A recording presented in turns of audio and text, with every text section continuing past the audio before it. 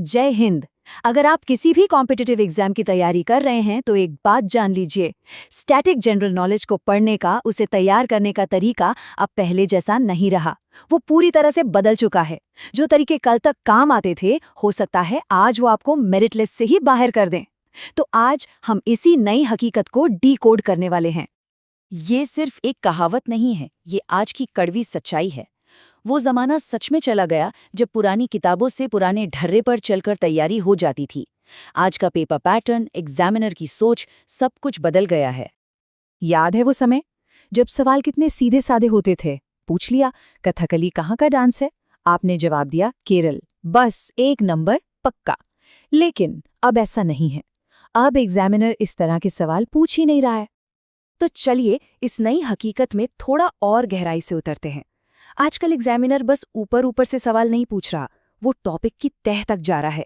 अब सवाल ये नहीं है कि डांस कहाँ का है, सवाल ये है कि उस डांस के अंदर क्या होता है। उदाहरण के लिए अब सवाल कुछ ऐसे आते हैं, उस खास नृत्य में जो कलाकार है वो अपने सिर पे क्या रखता है? अब इसका जवाब आपको किसी भी रटी रटाई लिस्ट में तो मिलेगा नहीं। ये तो तभी पता होगा जब आपने उस डांस को सच में समझा हो, सिर्फ उसका नाम न रटा हो। या फिर ये सवाल देखिए, किसी लोक नृत्य के साथ कौन सा खास म्यूजिकल इंस्ट्रूमेंट बजाया जाता है? ढोल है, सितार है या कोई और ही वाद्य यंत्र है? सिर्फ राज्य और डांस का नाम याद कर लेने से इसका जवाब मिलना नामुमकिन है। और एक आखिरी उदाहरण जो इस नए पैटर्न को एकदम साफ कर देता है। ये डांस किस भगवान को, किस देवता को समर्पित है? बड़ी चुनौती का हल क्या है, इसका समाधान क्या है? हम इसे कहते हैं पोस्टमार्टम अप्रोच। और ये सिर्फ कोई फैंसी नाम नहीं है, ये तैयारी करने का एक बिल्कुल नया और असरदार तरीका है। तो ये पोस्टमार्टम विधि है क्या? देखिए, इसका सीधा सा मतलब है कि हम किसी भी टॉपिक को उठाएंगे और उसका पूरा विश्लेषण करेंगे। उसका इतिहास क्या है, उसके मुख्य कंपोनेंट्स क्या हैं, उसका सांस्कृतिक महत्व क्या है। हम सिर्फ नाम नहीं पढ़ेंगे, हम उसकी पूरी कहानी को समझेंगे। और इस अप्रोच का सबसे बड़ा फायदा, ये सिर्फ ज्ञान बढ़ाने के लिए नहीं है। नहीं, ये सीधे सीधे आपके स्कोर को बढ़ाने के लिए है। ये आपके फाइनल स्कोर को लॉक करने का एक पक्का तरीका है। मैं गारंटी के साथ कह सकता हूँ, इस तरीके से तैयारी करने पर आपके 2 से 3 नंबर पक्के हैं। और यह हम सब जानते हैं कि कंपटीशन में एक एक नंबर से, बल्कि पॉइंट में नंबर से भी मेरिट लिस्ट में कितना बड़ा फर्क पड़ जाता है। इसलिए आने वाली प्रस्तुतियों में हम भारत के सभी लोक और जनजातीय नृत्यों का पोस्टमार्टम करेंगे। बिल्कुल बेसिक से शुरू करके एडवांस लेवल तक जाएंगे। हम हर उस पहलू को छुएंगे जहां से सवाल बन सकता है। जब हम तमिलनाडु के बारे में सोचते हैं तो नृत्य सिर्फ एक कला के रूप में नहीं, बल्कि एक जीती जागती भाषा की तरह सामने आता है। यहाँ हर एक हरकत, हर एक मुद्रा का एक गहरा मतलब होता है, जो पीढ़ियों से चली आ रही परंपराओं को हमारे सामने रखता है। जरा सोचिए, क्या एक डांस बारिश के लिए की गई प्रार्थना हो सकता है, या फिर एक कठपुतली के सहारे कोई कहानी कही जा सकती है? तो चलिए आज इसी को समझते हैं। हम देखेंगे कि तमिलनाडु में कैसे हर एक मूवमेंट का एक गहरा अर्थ और उद्देश्य होता है, जो देवताओं से लेकर आम लोगों की जिंदगी से जुड़ा है। तो हमारी ये यात्रा शुरू होती है उन नृत्यों से जो सीधे सीधे देवताओं को समर्पित हैं। ये सिर्फ डांस नहीं, बल्कि भक्ति और आस्था से भरे भव्य प्रदर्शन है। ये है करगट्टम। संतुलन और आस्था का क्या कमाल का मेल है। इसमें डांसर अपने सिर पर एक सजा हुआ मटका रखते हैं और बिना हाथ लगाए उसे बैलेंस करते हैं। ये मटका, जिसके ऊपर अक्सर एक तोता भी होता है, असल में बारिश की देवी मरियम्मन को चढ़ाई जाने वाली एक भेंट बन जाता है। और ये देखिए, कावड़ियट्टम, ये तपस्या का एक बहुत ही शक्तिशाली रूप है। इसमें कलाकार अपने कंधों पर कावड़ी नाम का एक सजा हुआ ढांचा उठाते हैं, जो उनकी गहरी आस्था और तपस्या को दिखाता है। खासतौर पर थाईपुसम त्योहार के दौरान तो इसका जोश देखने लायक होता है। अब ये स्लाइड बड़ी दिलचस्प बात बताती है। यहाँ हम भक्ति के 2 अलग-अलग रास्तों को देख सकते हैं। एक तरफ करगट्टम है, जो खूबसूरत संतुलन और भेंट चढ़ाने पर जोर देता है। वहीं दूसरी तरफ कावड़ियट्टम है, जो एक पवित्र बोझ उठाकर तपस्या करने के बारे में है। चलिए अब देवताओं को समर्पित नृत्यों से आगे बढ़कर लोगों के बीच के नृत्यों की दुनिया में चलते हैं। वो नृत्य जो आम जिंदगी का जश्न मनाते हैं और सदियों पुरानी कहानियां सुनाते हैं। और ये देखिए, कुम्मी की सबसे अनोखी बात क्या है? यहाँ कोई साज नहीं है, कोई ढोल, कोई बांसुरी नहीं। ये एक ऐसा डांस है जहाँ औरतें सिर्फ अपने हाथों और आवाज से, यानी तालियां बजाकर और गाकर, अपनी खुद की एक लय बनाती हैं। खास तौर पर पोंगल के त्योहार पर यह देखने को मिलता है। इसके बाद आता है ओयलट्टम, जिसका मतलब ये है सुंदरता का नृत्य, और ये नाम इसे बिल्कुल सही बयां करता है। इसमें डांसर रंगीन रुमाल लेकर एक साथ सुंदर पंक्तियों में नाचते हैं, जो देखने में बहुत ही ग्रेसफुल लगता है। पोइकल कुदराई अट्टम में एक बहुत ही चालाकी भरा इल्यूजन होता है। कलाकार एक हल्के नकली घोड़े के ढांचे के अंदर खड़ा होता है और अपने पैरों में लकड़ी के खंभे लगा लेता है। जब वो चलता है तो इन खंभों से घोड़े के चलने जैसी टिक टिक की आवाज आती है, जिससे लगता है कि वो सच में घुड़सवारी कर रहा है। अब यहाँ कहानी कहने के दो और खूबसूरत तरीके हैं। एक तरफ है मयलट्टम, जिसमें डांसर भगवान सुब्रमण्यम के वाहन यानी मोर की नकल करते हैं, और दूसरी तरफ है बोम्मलट्टम, जो असल में एक कठपुतली शो है। इसमें बड़ी बड़ी कठपुतलियों से पुराणों की कहानियों को जिंदा किया जाता है। अब हमारी यात्रा और भी गहरी होती जा रही है। हम चल रहे हैं नीलगिरी के जंगलों और पहाड़ियों की तरफ, वहां के आदिवासी समुदायों के प्राचीन नृत्यों को देखने के लिए। यहाँ एक बात समझनी बहुत जरूरी है कि ये सिर्फ परफॉर्मेंस नहीं है, ये तो यहाँ के लोगों की जिंदगी का हिस्सा है। उनके रीति रिवाज हैं, उनका इतिहास है। ये डांस उन्हें उनकी जमीन से जोड़ते हैं, फिर चाहे वो देवताओं को बुलाना हो, फसल का जश्न मनाना हो या किसी पूर्वज को याद करना हो। इस टेबल से यहाँ की विविधता की एक छोटी सी झलक मिलती है, जैसे कंबलथू नायकर जनजाति का देवराट्टम, जिसे देवताओं का नृत्य भी कहते हैं, या फिर इरुला जनजाति का डांस जो रात में आग के चारों ओर किया जाता है। हर एक की अपनी अलग पहचान है। ये बात इन नृत्यों के मर्म को पकड़ लेती है। हर अनुष्ठान के लिए एक लय, युद्ध में जीत से लेकर आत्मा की शांति तक। मतलब हर एक डांस का अपने समुदाय में एक खास और बहुत जरूरी मकसद होता है। तो एक बार फटाफट दोहरा लेते हैं। अटम का मतलब है नृत्य, है ना? और हर नाम में ही उसकी पहचान छिपी है। जैसे सिर पर मटका तो करगट्टम, सजा हुआ बोझ तो कावड़ियाट्टम, घेरे में ताली तो कुम्मी, और देवताओं की ढोल की थाप तो देवरट्टम। आंध्र प्रदेश का नाम सुनते ही शायद जायकेदार बिरयानी या भव्य मंदिर जहन में आते हैं, है ना? लेकिन इसकी एक और पहचान है जो इसकी गलियों और चौपालों में धड़कती है, और वो है इसकी नृत्य परंपरा। ये सिर्फ नाच गाना नहीं है, ये तो कहानियां हैं, ये आस्था है, ये जश्न है। तो चलिए आज आंध्र प्रदेश की इसी लय और ताल की दुनिया में उतरते हैं और समझते हैं कि ये डांस फॉर्म्स आखिर हमें क्या सिखाते हैं। पर इससे पहले एक सवाल सोचिए जरा, क्या डांस का मतलब सिर्फ एंटरटेनमेंट होता है या इसके पीछे कुछ और भी है, कुछ गहरा? यही सवाल आज हमारी इस पूरी बातचीत का आधार है, और इसका जवाब हमें आंध्र प्रदेश में ही मिलता है। पता है, यहाँ डांस एंटरटेनमेंट से कहीं आगे निकल जाता है। ये एक कहानी बन जाता है, एक प्रार्थना बन जाता है, और देखते ही देखते पूरे समुदाय का जश्न बन जाता है। यहाँ हर एक स्टेप का, हर एक इशारे का एक मतलब है, हर ताल एक एहसास है। तो अपनी इस यात्रा की शुरुआत करते हैं यहाँ के सबसे मशहूर क्लासिकल डांस से, कुचिपुड़ी। और ये सिर्फ एक डांस नहीं, बल्कि अपने आप में एक पूरी साधना है। कुचिपुड़ी, इसका नाम आंध्र प्रदेश के एक गांव से आया है जहां 17वीं सदी में इसकी शुरुआत हुई। और इसके पीछे जो महान शख्सियत थे वो थे सिद्धेंद्र योगी। उन्होंने भक्ति आंदोलन के समय इस कला को एक नया, एक स्ट्रक्चर्ड फॉर्म दिया। अब कुचिपुड़ी को सीखना कोई बच्चों का खेल नहीं है।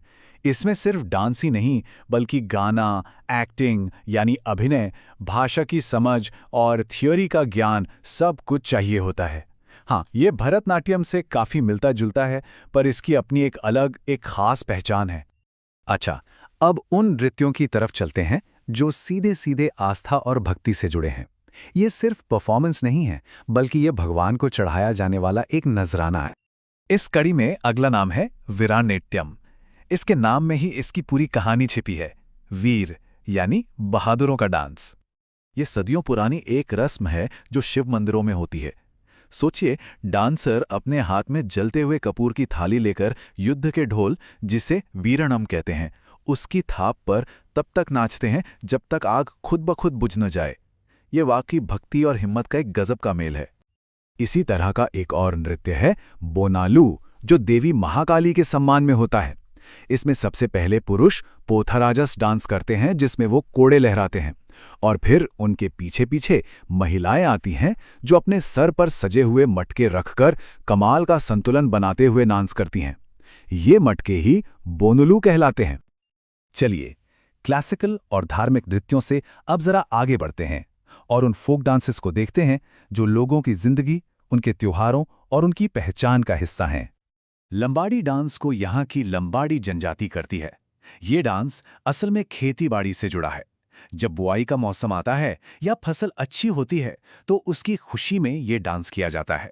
और इनके कपड़े इतने रंगीन, शीशों, मोतियों और कढ़ाई से सजे हुए कि देखते ही बनता है। डांस कैसे लोगों को एक दूसरे से जोड़ता है, इसका सबसे बढ़िया उदाहरण है धिमसा। अराकू घाटी में ये डांस अलग अलग जनजातियों के बीच दोस्ती और एकता का प्रतीक माना जाता है। इसमें करीब 15 से 20 महिलाएं एक दूसरे का हाथ पकड़कर एक चेन बनाती हैं और फिर ढोल की धुन पर एक साथ एक लय में थिरकती हैं। आंध्र प्रदेश के डांस की एक और खास बात है कथा नृत्य। मतलब यहाँ हर परफॉर्मेंस में एक पूरी कहानी सुनाई जाती है। ये डांस और ड्रामा का एक बहुत ही खूबसूरत कॉम्बिनेशन है। जैसे कि बुट्टा बोमालू, इसका मतलब होता है टोकरी के खिलौने, और इसकी सबसे बड़ी पहचान है इसके बड़े बड़े रंग बिरंगे मास्क, जिन्हें पहनकर डांसर अलग अलग किरदारों में जान डाल देते हैं। और सबसे मजेदार बात जानते क्या है? ये जो भारी भरकम कलात्मक मास्क दिखते हैं ना, ये असल में सूखी घास, लकड़ी के बुरादे और गाय के गोबर जैसी बहुत ही साधारण चीजों से बनते हैं। है ना कमाल? और ये डांस सिर्फ ड्रम्स की धुन पर होता है, जो इसे और भी खास बना देता है। भमक कल्पम भी एक तरह का डांस ड्रामा है जो कुचिपुड़ी से ही निकला है। इसमें बहुत ही नाजुक और कोमल मूवमेंट्स होते हैं। और एक दिलचस्प बात यह है कि सिद्धेंद्र योगी ने इसे असल में ब्राह्मण पुरुषों के परफॉर्म करने के लिए बनाया था। कलापम का फॉर्मेट तो और भी अनोखा है। ये एक तरह का डांस मोनोलॉग है, जहां एक मेन कैरेक्टर स्टेज पर अपनी कहानी सुनाता है और कहानी को आगे बढ़ाने के लिए एक सूत्रधार होता है जो दूसरे किरदारों का परिचय करवाता है और सीन पर कमेंट्री करता है। तो अब तक हमने देखा कि आंध्र प्रदेश के डांस कितने अलग अलग तरह के हैं। हर एक की अपनी कहानी है, अपना मकसद है और अपनी एक अलग पहचान है। ये सब मिलकर एक शानदार सांस्कृतिक विरासत बनाते हैं। आइए एक बार फटाफट कुछ खास नृत्यों पर फिर से नजर डालते हैं। कुचिपुड़ी एक क्लासिकल डांस जिसमें गाने और एक्टिंग की भी जरूरत होती है। वीरानट्यम जिसमें आग की थाली के साथ गहरी भक्ति दिखाई देती है। लंबाड़ी रंगीन कपड़ों में फसल का जश्न। और बुट्टा बोमालू जो कुदरती चीजों से बने बड़े बड़े मास्क पहनकर सबका मनोरंजन करता है। तेलंगाना की एक ऐसी रंगीन दुनिया में जहां हर कदम एक कहानी है और हर ताल में इतिहास की गूंज सुनाई देती है। हम साथ मिलकर तेलंगाना की इस शानदार डांस हेरिटेज को एक्सप्लोर करेंगे। तो शुरुआत करते हैं इस एक लाइन से, काकतीय वीरों और जनजातीय संस्कृति की धरती। सोचिए ये लाइन कितनी गहरी बात कहती है। इसका मतलब है कि तेलंगाना के डांस सिर्फ एंटरटेनमेंट नहीं है, ये तो एक जीती जागती हिस्ट्री है जिसे वॉरियर्स और पुराने कबीलों ने अपनी कला से जिंदा रखा है। तो इस सफर में हमारा पहला पड़ाव है योद्धा का आवाहन, एक ऐसा डांस जो काकतीय साम्राज्य के दौर से जुड़ा है। तो पेरिनी शिव तांडवम, इसे योद्धाओं का नृत्य भी कहते हैं और ये नाम बिल्कुल सही बैठता है। ये एक बहुत ही पावरफुल डांस है जिसे सिर्फ पुरुष करते थे। और क्यों करते थे? जंग पर जाने से ठीक पहले भगवान शिव से प्रेरणा लेने के लिए। मतलब ये एक तरह का जोश भरने वाला डांस था। अब इस डांस की कहानी भी ना बड़ी दिलचस्प है। 12वीं-13वीं सदी में काकतीय राजाओं के दौर में ये डांस अपने पीक पर था, लेकिन फिर वक्त के साथ ये कला कहीं खो सी गई, सदियों तक गुमनाम रही। और फिर मॉडर्न जमाने में नटराज रामकृष्ण जी ने अपनी मेहनत से इस भूली हुई विरासत को फिर से जिंदा किया। कमाल की बात है ना? और जानते हैं इसका सबूत कहाँ है? पत्थरों पर। जी हाँ, रामप्पा मंदिर की दीवारों पर, जो एक यूनेस्को वर्ल्ड हेरिटेज साइट है, इस डांस की नक्काशी आज भी मौजूद है। और जब ये डांस होता है तो गरगरा और मृदंगम की जो आवाज गूंजती है वो सच में रोंगटे खड़े कर देती है। चलिए अब योद्धाओं की दुनिया से निकलकर चलते हैं तेलंगाना के कबीलों के बीच, उनकी संस्कृति और उनकी धड़कनों को महसूस करने। तो सबसे पहले बात करते हैं गुसाडी की। ये आदिलाबाद जिले के राजगोंड और कोलम कबीलों का एक बहुत ही खास डांस है। इसे दिवाली के आसपास होने वाले दंडारी फेस्टिवल के दौरान परफॉर्म किया जाता है। अब जरा इनकी वेशभूषा के बारे में सोचिए। सिर पर हजारों मोर पंखों से बनी एक पगड़ी, जिसे मलंग कहते हैं। शरीर पर राख मली हुई, नकली दाढ़ी और गले में जानवरों की खाल। ये सिर्फ एक कॉस्ट्यूम नहीं है, ये उनकी पहचान है, उनकी आस्था का प्रतीक है। और ये पूरा डांस गुम्हेला ढोल की थाप पर होता है। और ये मत सोचिए कि ये बस एक पुरानी परंपरा है। अरे, इस आर्ट को आज भी उतनी ही इज्जत मिलती है। गुसाड़ी के मास्टर कनक राजू जी को पद्मश्री से सम्मानित किया गया। ये दिखाता है कि ये कला आज भी कितनी जिंदा और महत्वपूर्ण है। गुस्साड़ी के बाद अब आते हैं लंबाड़ी पर। ये बंजारा समुदाय की महिलाओं का डांस है और इनकी पहचान है इनकी ड्रेस। भारी स्कर्ट जिस पर शीशे का काम हो, कौड़ियाँ, खूबसूरत एम्ब्रॉयडरी और हाँ, कोहनी तक पहनी हुई वो मोटी मोटी सफ़ेद चूड़ियाँ। ये डांस वो अपनी खेतीबाड़ी के जश्न में करती हैं, अच्छी फसल के लिए दुआ मांगती हैं। तो वॉरियर डांस और ट्राइबल डांस के बाद अब हम बात करेंगे भक्ति में डूबे नृत्यों की। बोनालो ये सिर्फ एक डांस नहीं, ये एक पूजा है, एक मन्नत है। हर साल आषाढ़ के महीने में, मतलब जुलाई अगस्त के आसपास, लोग देवी महाकाली को ये डांस अर्पित करते हैं। मान्यता है कि ऐसा करने से देवी माँ बीमारियों से उनकी रक्षा करती हैं। और इसका जो जुलूस निकलता है वो देखने लायक होता है। सबसे पहले औरतें एक मटके में चावल, गुड़ और दही का प्रसाद तैयार करती हैं, जिसे बोनम कहते हैं। फिर वो इसे अपने सर पर रखकर बैलेंस करती हैं। जुलूस को लीड करते हैं पुथाराजू, जिन्हें देवी का भाई माना जाता है। और उनके पीछे पीछे महिलाएं ढोल की थाप पर नाचते हुए मंदिर तक जाती हैं। सोचिए क्या नज़ारा होता होगा। अच्छा, एक मज़ेदार सवाल, क्या कभी सोचा है कि तेलंगाना का अपना गरबा भी हो सकता है? कोई अंदाजा है कि किस डांस को ये टाइटल मिला होगा? जी, इसका जवाब है माथुरी डांस। और तेलंगाना का गरबा कहना बिल्कुल सही है, क्योंकि ये भी उतना ही कम्युनल और फेस्टिव है। ये डांस माथुरी जनजाति के लोग करते हैं, खास तौर पर श्रावण के महीने में और कृष्ण जन्माष्टमी पर। इसमें गरबा की तरह ही पुरुष और महिलाएं सब मिलकर एक ग्रुप में डांस करते हैं। ये दिखाता है कि हमारे देश में कल्चर कैसे एक दूसरे से जुड़ते हैं। चलिए अब इस सफर के आखिरी पड़ाव पर चलते हैं, जहां हम देखेंगे कि कैसे ताल और लय के जरिए कहानियां सुनाई जाती हैं। यहां दो बहुत ही अलग लेकिन दिलचस्प आर्ट फॉर्म्स हैं। एक है दप्पू डांस। इसका नाम ही दप्पू नाम के एक ड्रम पर पड़ा है। इसमें डांसर पायल पहनकर बहुत मुश्किल रिदम पर नाचते हैं। दूसरी तरफ है ओगू कथा। ये एक तरह का स्टोरी टेलिंग है, जहां जग्गू ढोल बजाते हुए भगवान मल्लन्ना की कहानियां गाई और सुनाई जाती हैं।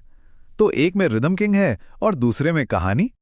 तो तेलंगाना के इस शानदार डांस हेरिटेज के सफर के बाद एक नजर डालते हैं कि हमने क्या क्या देखा और समझा। चलिए एक फटाफट रिकैप करते हैं। पेरिनी शिवतांडवम मतलब काकतीय योद्धाओं का डांस। गुसाड़ी मतलब वो मोर पंखों वाली पगड़ी मलंग। लंबाड़ी मतलब बंजारा समुदाय की शीशे वाली ड्रेस। बोनालू मतलब सिर पर बोनम और पोथाराजू का जुलूस। और माथुरी यानी तेलंगाना का अपना गरबा। बस इन कीवर्ड्स को याद रखिए और ये सारे डांस फॉर्म्स याद रहेंगे। हम बात कर रहे हैं केरल की शानदार और रंग-बिरंगी प्रदर्शन कलाओं की। तो बस तैयार हो जाइए इस सफर में गोता लगाने के लिए। केरल को अक्सर भगवान का अपना देश कहा जाता है। और सच कहूं, जब कोई इसकी संस्कृति को देखता है ना, तो लगता है कि ये सिर्फ एक टैगलाइन नहीं, इसमें वाकई कोई सच्चाई है। वो अपनी कहानियां कहती हैं डांस, म्यूजिक और ड्रामा के जरिए। और केरला का तरीका वो तो दुनिया में सबसे अनोखा और नाटकीय है। तो चलिए इस कला के कोड को क्रैक करते हैं। तो शुरुआत करते हैं केरल के दो क्लासिकल रत्नों से, जो हमारी पौराणिक कथाओं को स्टेज पर जिंदा कर देते हैं। सबसे पहले कथकली। देखिए, इसके नाम में ही इसका मतलब छिपा है। कथा यानी कहानी और कली यानी नाटक। तो यह सिर्फ डांस नहीं है, ये तो पूरा का पूरा थिएटर है, जहां हर एक मूवमेंट, हर एक एक्सप्रेशन एक कहानी सुनाता है। अब यहां एक बहुत ही कमाल की बात है। कथकली में मेकअप सिर्फ सजावट नहीं, ये एक कोड है, एक भाषा है। जैसे अगर किसी कैरेक्टर का चेहरा हरा है तो समझ जाइए वो एक हीरो है, जैसे भगवान राम। अगर चेहरे पर लाल रंग है तो वो रावण जैसा कोई विलन है, काला रंग राक्षसों के लिए और पीला रंग औरतों और साधुओं की सात्विकता के लिए। मतलब बिना एक शब्द सुने सिर्फ रंग देखकर ही आप कैरेक्टर को पहचान सकते हैं। और सोचिए, इतना सब कुछ बिना एक भी शब्द बोले। जी हाँ, सारी कहानी सिर्फ आंखों के इशारों, चेहरे के एक्सप्रेशंस और हाथों की सैकड़ों मुद्राओं से बताई जाती है। और एक और दिलचस्प बात, पारंपरिक रूप से तो महिलाओं के किरदार भी पुरुष ही निभाया करते थे। तो एक तरफ है कथकली जो इतना पावरफुल और ड्रामेटिक है, और दूसरी तरफ है केरल का दूसरा क्लासिकल डांस मोहिनीअट्टम, जो उतना ही ग्रेसफुल और सुंदर है। कह सकते हैं कि ये एक ही सिक्के के दो पहलू हैं। मोहिनीअट्टम, इसका मतलब है मोहिनी, यानी एक खूबसूरत जादू कर देने वाली स्त्री का नृत्य। ये भगवान विष्णु के मोहिनी अवतार से प्रेरित है और इसे सिर्फ और सिर्फ महिलाएं ही करती हैं। मोहिनीअट्टम को पहचानना तो बहुत ही आसान है। डांसर हमेशा एक खास तरह की सफ़ेद और सुनहरी बॉर्डर वाली साड़ी पहनती हैं, जिसे कसावू कहते हैं, और उनके बालों का जूड़ा हमेशा सिर के बाईं तरफ होता है, जिस पर चमेली के खूबसूरत फूल सजे होते हैं। ओके, तो अब क्लासिकल स्टेज से हटकर हम चलते हैं मंदिरों के आंगन में, जहां कला सिर्फ मनोरंजन नहीं बल्कि एक पवित्र पूजा और अनुष्ठान बन जाती है। हम बात कर रहे हैं थेय्यम और पडायनी की। 10 से 12 फीट। अंदाजा लगाइए ये क्या हो सकता है।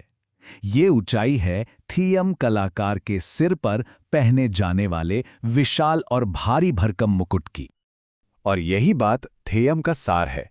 इसमें कलाकार सिर्फ एक्टिंग नहीं करता, मान्यता यह है कि देवता खुद उसके शरीर में प्रवेश कर जाते हैं और कुछ घंटों के लिए वो कलाकार एक जीवित भगवान बन जाता है।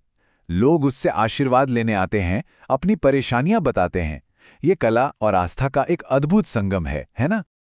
थेय्यम जैसा ही एक और बहुत पावरफुल अनुष्ठान है पडायनी। ये देवी भद्रकाली के सम्मान में किया जाने वाला एक डांस है, और इसकी सबसे बड़ी पहचान है इसके बड़े बड़े और कभी-कभी तो डरावने दिखने वाले मुखौटे। इन मुखौटों को कोलम कहते हैं, और कमाल की बात यह है कि ये किसी फैक्ट्री में नहीं बनते। इन्हें सुपारी के पेड़ की छाल से हाथ से बनाया जाता है और इन पर नेचुरल रंगों का इस्तेमाल होता है। हर एक मुखौटा अपने आप में आर्ट का एक बेहतरीन नमूना है।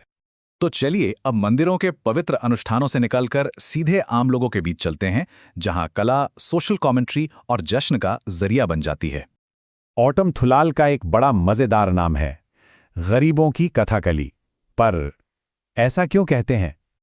वो इसलिए क्योंकि इसके बनाने वाले कवि कुंचन नाम्बियार एक ऐसी कला चाहते थे जो सीधी साधी आम जनता को समझ आए। कथाकली से बिल्कुल अलग इसमें कलाकार सीधे ऑडियंस से बात करता है, गाता है और उस समय के समाज में फैले भ्रष्टाचार और जातिवाद पर जोरदार व्यंग करता है। ये असल में कॉमेडी के जरिए सच बोलने की कला है। और जहां एक तरफ ओट्टम थुल्लाल में व्यंग्य है, वहीं दूसरी तरफ है थिरुआथिराकली, जो सिर्फ और सिर्फ खुशी और सेलिब्रेशन का प्रतीक है। ये महिलाओं का एक ग्रुप डांस है जो केरल के सबसे बड़े त्योहार ओणम के दौरान किया जाता है। इसकी खूबसूरती ना इसकी सादगी में है।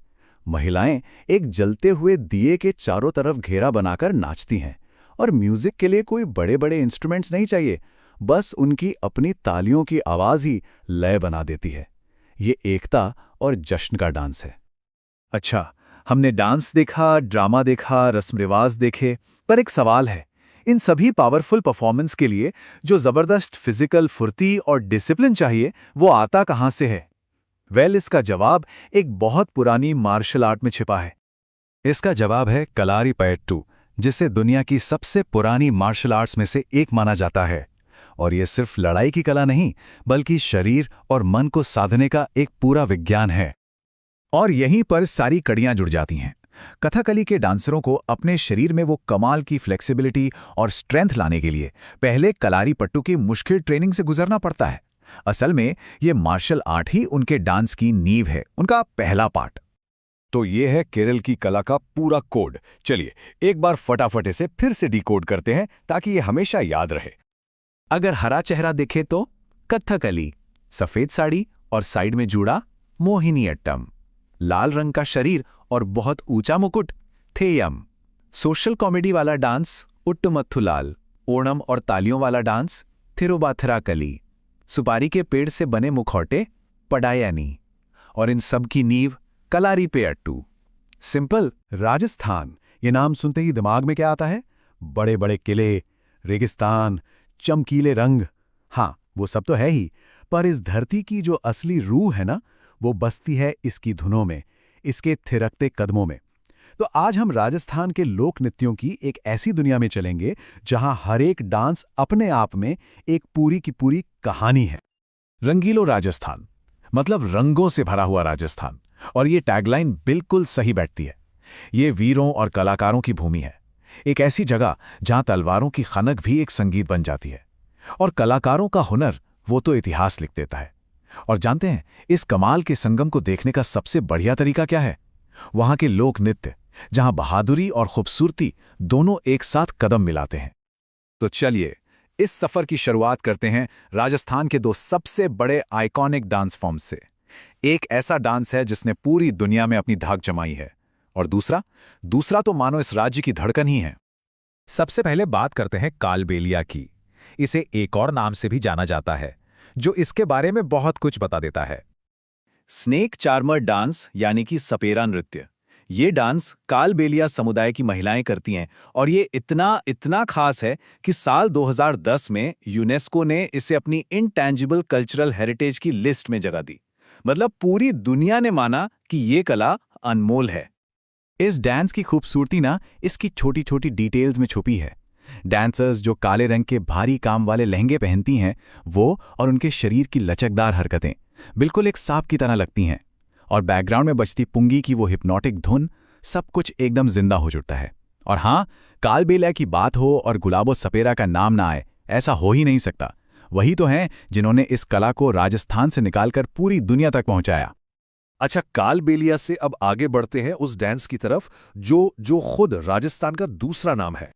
घूमर। ये सिर्फ एक डांस नहीं है, ये राजस्थान की आन, बान और शान है। इसे नृत्यों का सिरमौर, यानी सारे डांस का ताज कहा जाता है, और सही भी है। ये यहाँ की महिलाओं के लिए एक जश्न है, अपनी परंपरा का एक शाही अंदाज में इजहार है। इसकी शुरुआत हुई थी भील जनजाति से, लेकिन फिर धीरे धीरे इसे राजपूत राजघरानों ने भी अपना लिया। इसका नाम घूमर घूम शब्द से आया है, मतलब घूमना। जब डांसर अपने भारी भरकम लहंगे के साथ घूमती हैं, तो वो जो घेरा बनता है ना, बस वही है घूमर। और इसमें सवाई नाम का एक खास 8 बीट का फुटवर्क होता है। कहते हैं वही तो इस डांस की जान है। तो ये तो थे राजस्थान के दो सबसे बड़े नाम। अब जरा उन डांसेस की बात करते हैं जो अपनी भक्ति और एकदम अलग स्टाइल के लिए जाने जाते हैं। अगला डांस भक्ति से जुड़ा है, और इसकी पहचान 1 नंबर से है। वो नंबर है 13। जी हाँ, डांस का नाम ही है 13 ताली।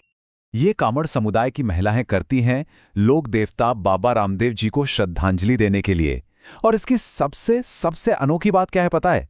ये राजस्थान का इकलौता फोक डांस है जो पूरी तरह बैठकर किया जाता है।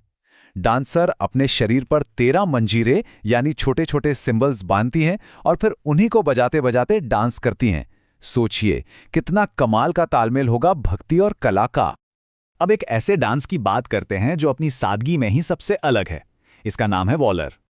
जरा सोचिए, राजस्थान का एक डांस जिसमें कोई म्यूजिकल इंस्ट्रूमेंट ही नहीं है, जहां एक तरफ बाकी डांस ढोल, पुंगी, मंजीरों की आवाज से गूंजते हैं, वहीं वालर डांस में संगीत बनता है सिर्फ तालियों से। जी हां, ये गरासिया जनजाति का डांस है, जिसे गरासियों का घूमर भी कहते हैं। पर इसकी असली पहचान यही है, 0 इंस्ट्रूमेंट्स। सारी रिदम, सारा संगीत सिर्फ तालियों और कदमों की थाप से बनता है। कितना अनोखा है ना? चलिए, अब भक्ति और सादगी से आगे बढ़कर बात करते हैं कुछ ऐसे डांसेस की जो बस होश उड़ा देते हैं। ये सिर्फ डांस नहीं, बल्कि हिम्मत, बैलेंस और कमाल के करतबों का शो है। इस लिस्ट में पहला नाम है चरी डांस। जरा आंखें बंद करके सोचिए, एक डांसर सिर पर पीतल का एक बर्तन रखे है जिसे चरी कहते हैं, और उस बर्तन में आग जल रही है, और वो उस जलती हुई चरी को सिर पर बैलेंस करके ग्रेस के साथ डांस कर रही है। ये गुज्जर समुदाय की महिलाओं का डांस है, और ये बैलेंस और हिम्मत का एक ऐसा नजारा है कि देखने वालों की सांसें थम जाती हैं। अगर चेरी डांस में आग का करतब था, तो अब बात करते हैं भवाई की, जो बैलेंस की सारी हदें पार कर देता है। ये एक प्रोफेशनल डांस है, और इसका लेवल क्या है? इसका अंदाजा एक नंबर से लगाइए, 111। जी हां, 111 मटके आर्टिस्ट अस्मिता काला ने एक साथ अपने सिर पर बैलेंस करके वर्ल्ड रिकॉर्ड बनाया था।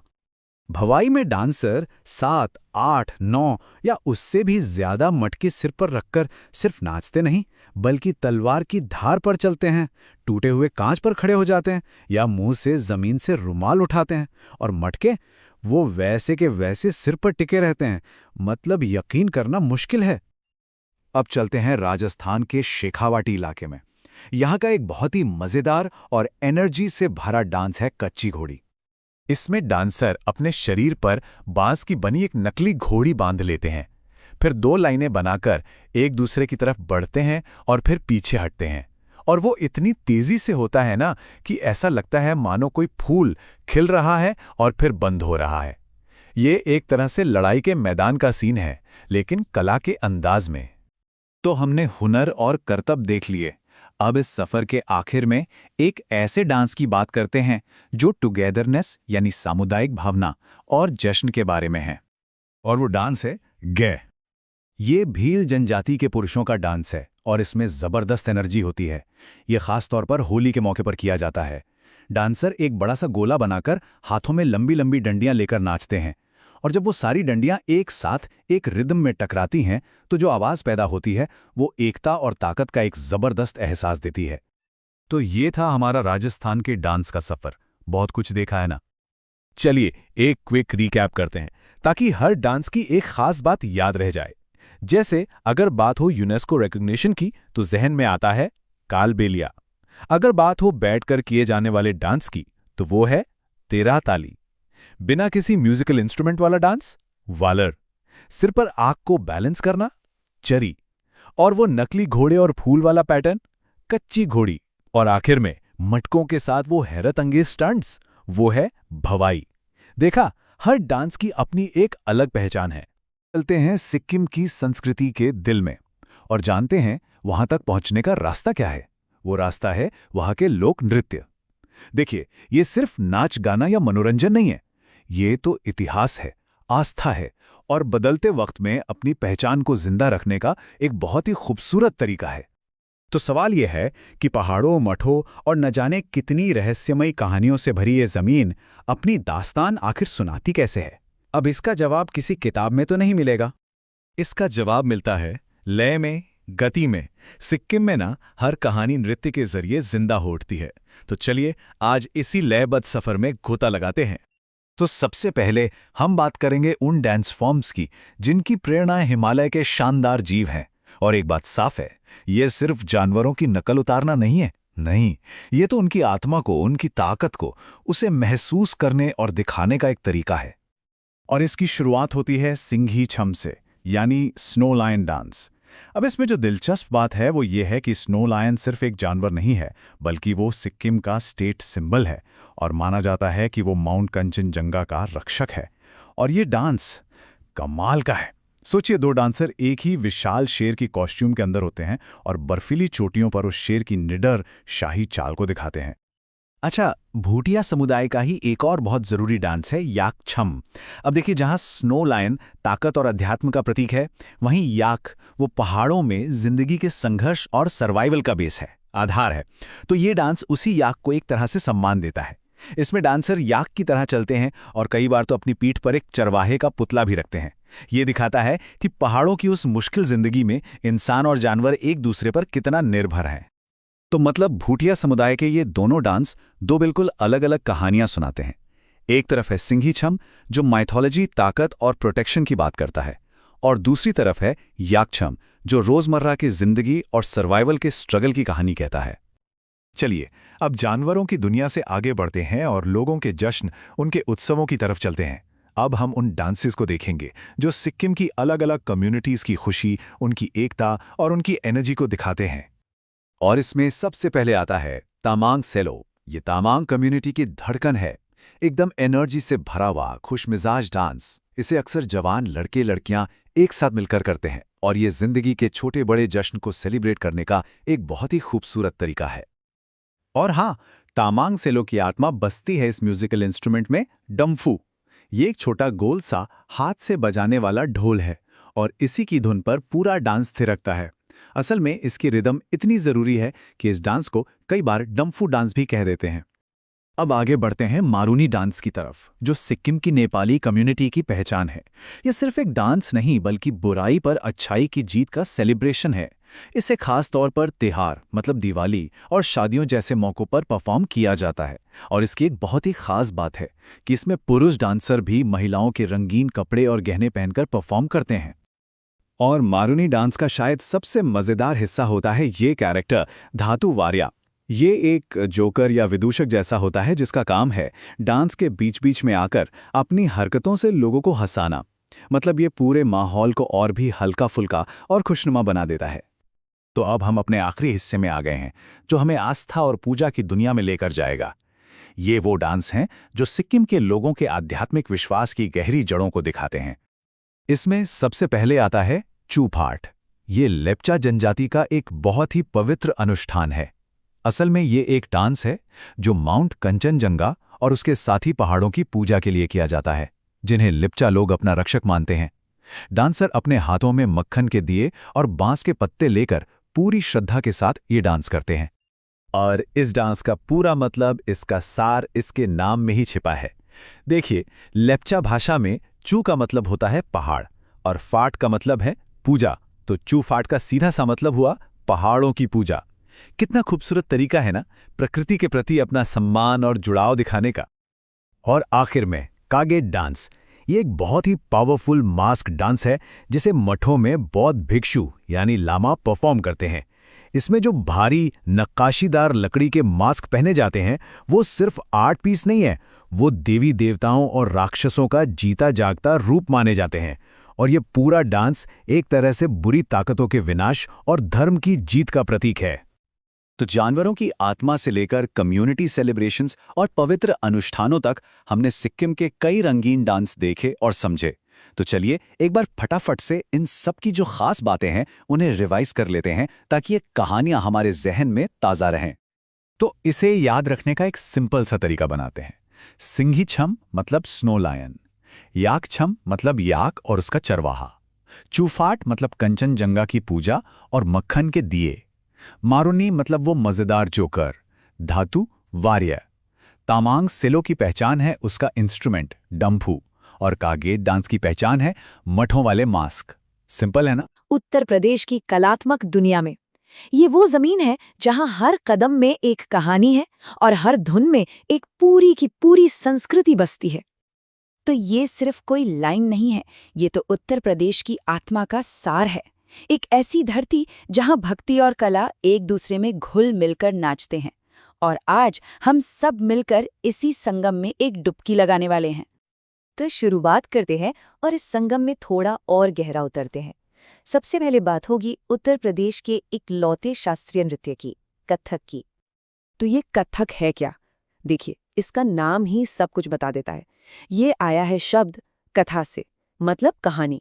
सोचिए, पुराने जमाने में जो कथावाचक होते थे वो मंदिरों में कहानियां सिर्फ सुनाते नहीं थे, बल्कि डांस करते हुए हाव भाव से उसे दिखाते थे। तो बस कथक वही है, डांस के जरिए कहानी कहने का एक खूबसूरत तरीका। और कहानी कही कैसे जाती है जरा सोच कर देखिए। एक डांसर के पैरों में 100 से भी ज्यादा घुंघरू बंधे हैं। कथक का संगीत सिर्फ तबले या सितार से नहीं आता, बल्कि इन घुंघरुओं की झंकार और पैरों की थिरकन से पैदा होता है। मतलब हर एक थाप अपने आप में एक शब्द है और हर ताल एक पूरा का पूरा वाक्य। अच्छा, अब एक बहुत ही मजेदार बात, कथक का कोई एक स्टाइल नहीं है, इसके अलग अलग घराने हैं। घराने मतलब कह सकते हैं कि अलग अलग स्कूल जिनकी अपनी अपनी पहचान है। जैसे कि लखनऊ घराना जो अपनी नज़ाकत और एक्सप्रेशंस के लिए जाना जाता है। फिर है बनारस घराना जहां भक्ति और आध्यात्मिकता पर जोर है। और तीसरा है जयपुर घराना जो अपनी जबरदस्त रफ्तार और कमाल के चक्करों के लिए मशहूर है। और हाँ, कथक की बात हो और एक नाम जहन में ना आए, ऐसा हो ही नहीं सकता। वो नाम है पंडित बिरजू महाराज। लखनऊ घराने के वो स्तंभ जिन्होंने कथक को पूरी दुनिया में मशहूर कर दिया। ये नाम तो बस याद रखना ही है। तो चलिए कथक की इस क्लासिकल दुनिया से अब बाहर निकलते हैं और उस इलाके में चलते हैं जहां डांस का मतलब ही भक्ति है। हम पहुंच गए हैं ब्रज में। जी हाँ, भगवान कृष्ण की लीलाओं से भरी हुई धरती जो लोक नृत्यों का गढ़ है। और ब्रज की बात हो तो सबसे पहले आती है रासलीला। ये पूरी तरह से एक डिवोशनल परफॉर्मेंस है। इसमें भगवान कृष्ण और गोपियों के बीच के दिव्य प्रेम को दिखाया जाता है। और होली हो या जन्माष्टमी, रासलीला के बिना तो ये त्योहार अधूरे ही लगते हैं। लेकिन अब एक सवाल, क्या ऐसा हो सकता है कि कोई अपने सिर पर एक दो नहीं बल्कि पूरे 108 जलते हुए दिए रखकर डांस करे? सुनने में ही नामुमकिन सा लगता है ना? बिल्कुल हो सकता है, और होता भी है। ब्रज का एक डांस है चरकुला नृत्य। इसमें महिलाएं अपने सिर पर एक लकड़ी का पहिया रखती हैं, जिस पर 108 दिए जल रहे होते हैं, और उसे बैलेंस करते हुए वो डांस करती हैं। ये राधा जी के जन्म की खुशी में किया जाता है, और सच कहूं ये नज़ारा देखने लायक होता है। अच्छा, अब डांस से थोड़ा आगे बढ़ते हैं, एक दूसरी कला की तरफ। ये सिर्फ डांस नहीं बल्कि पूरा का पूरा थिएटर है। हम बात कर रहे हैं नौटंकी की, उत्तर प्रदेश का अपना फोक ओपेरा। हाँ, नौटंकी को एक तरह का फोक ओपेरा ही समझना चाहिए। इसमें होता क्या है कि जो डायलॉग्स होते हैं, मिथोलॉजिकल स्टोरीज या हीरोइक टेल्स के, उन्हें बहुत ऊंचे सुर में गाकर बोला जाता है। मतलब इसमें ड्रामा भी है, म्यूजिक भी है और डांस भी, एक जबरदस्त कॉम्बिनेशन। तो अगर कोई पूछे कि नौटंकी की पहचान क्या है, तो उसका जवाब है एक आवाज, नगाड़े की वो तेज और दमदार चोट। जैसे ही ये आवाज गूंजती है ना, गांव के गांव को पता चल जाता है कि भाई आज रात नौटंकी होने वाली है। और हाँ, नौटंकी के भी दो मेन स्टाइल हैं। एक है हाथरस स्टाइल, जिसमें सिंगिंग और म्यूजिक पर ज्यादा फोकस होता है, और दूसरा है कानपुर स्टाइल, जहां एक्टिंग और कॉमेडी पर ज्यादा जोर दिया जाता है। चलिए, अब एक रैपिड फायर राउंड करते हैं। उत्तर प्रदेश के अलग अलग कोनों से कुछ और खास लोक नृत्यों पर एक नजर डालते हैं, फटाफट। ये है कजरी। इसे मॉनसून का गीत भी कहते हैं। मिर्जापुर और वाराणसी के इलाके में सावन के महीने में जब औरतें झूले पर झूलती हैं तो विरह यानी जुदाई के दर्द को बयां करते हुए इसे गाती हैं। अगला है धोबिया नृत्य। ये बड़ा मजेदार है। ये पूर्वांचल के धोबी समाज का डांस है, और इसकी खास बात यह है कि इसमें एक डांसर लकड़ी से बने गधे का कॉस्ट्यूम पहनकर नाचता है। और फिर आता है पाई डंडा। इसे आप सीधे सीधे बुंदेलखंड का डांडिया कह सकते हैं। ये अहीर समाज के लोग करते हैं, और इसमें डंडों के साथ एक तरह की मॉक फाइट की जाती है। बहुत एनर्जी होती है इसमें। तो चलिए एक बार जल्दी से सब कुछ रिकैप कर लेते हैं। ये एंकर पॉइंट्स याद रखने में बहुत मदद करेंगे। क्लासिकल डांस और बिरजू महाराज मतलब कथक, ब्रज और 108 दिए मतलब चरकुला, नगाड़ा और ड्रामा नौटंकी, मॉनसून और मिर्जापुर कजरी, धोबी और लकड़ी का गधा धोबिया, और बुंदेलखंड का डांडिया पाई डंडा। सिंपल। बिहार में डांस सिर्फ कला नहीं बल्कि इंसानी अनुभवों की एक जीती जागती डायरी है। जन्म की खुशी से लेकर बिछड़ने के गम तक हर एहसास, हर कहानी इन नृत्यों में सांस लेती है। तो चलिए बिहार के इन नृत्यों के जरिए जीवन की कहानी के पन्ने पलटते हैं। और सच कहूं तो यही एक लाइन, यही है आज की हमारी पूरी बातचीत का सार। ये सिर्फ एक कहावत नहीं बल्कि बिहार की आत्मा है। ये नृत्य सिर्फ एंटरटेन नहीं करते, ये सच बताते हैं, समुदाय का सच, रिश्तों का सच, और हाँ, संघर्षों का भी सच। तो जीवन की कहानी शुरू कहाँ से होती है? जाहिर है सबसे खुशी के पलों से। जन्म और विवाह, ये वो मौके हैं जब किसी एक की खुशी पूरे समुदाय का उत्सव बन जाती है, और इस साझा उत्सव की भाषा बनते हैं यहाँ के लोक नृत्य। तो होता क्या है कि जब घर में एक नया मेहमान आता है तो बिहार की हवा में सोहर की मिठास घुल जाती है। ये वो गीत हैं जो एक नई जिंदगी के आने की खुशी बयां करते हैं, और जब इन्हीं गीतों की धुन पर घर की महिलाएं बेफिक्र होकर झूम उठती हैं तो वही डांस खिलौना कहलाता है। मतलब उस पल के शुद्ध आनंद का एक जीता जागता रूप। अच्छा, अब आते हैं शादी पर। यहाँ एक ऐसा डांस है जो शादी की रस्मों को एक मजेदार मोड़ देता है, डोमकच। और इसकी सबसे अनोखी बात पता है क्या है? ये दुल्हन के घर नहीं बल्कि दूल्हे के घर पर होता है, और वो भी तब जब घर पर कोई मर्द मौजूद ना हो। डोमकच को ना हम एक तरह से पारंपरिक लेडीज नाइट आउट कह सकते हैं। जरा सोचिए, बारात दुल्हन के घर निकल चुकी है और दूल्हे का घर अब सिर्फ महिलाओं के हवाले है। बस यहीं से शुरू होता है असली मजा। वो पूरी रात जागकर घर की रखवाली तो करती हैं, साथ ही इस डांस ड्रामा से अपना मनोरंजन भी करती हैं। इसमें कॉमेडी, व्यंग और एक दूसरे की टांग खिंचाई सब कुछ शामिल होता है। ये महिला एकजुटता का एक शानदार उत्सव है सही में। बड़े उत्सवों के बाद चलिए अब जीवन के रोजमर्रा के रिश्तों और बदलते मौसमों के मिजाज को समझते हैं। इन छोटी छोटी भावनाओं को भी बिहार के नृत्यों ने बड़ी खूबसूरती से सहेजा है। ये जो जाट जतिन नृत्य है ना, ये शादीशुदा जिंदगी का एकदम सच्चा आईना है। ये पति पत्नी के रिश्ते के दोनों पहलुओं को दिखाता है, प्यार भरी बातें भी और रोज की नोक झोंक भी।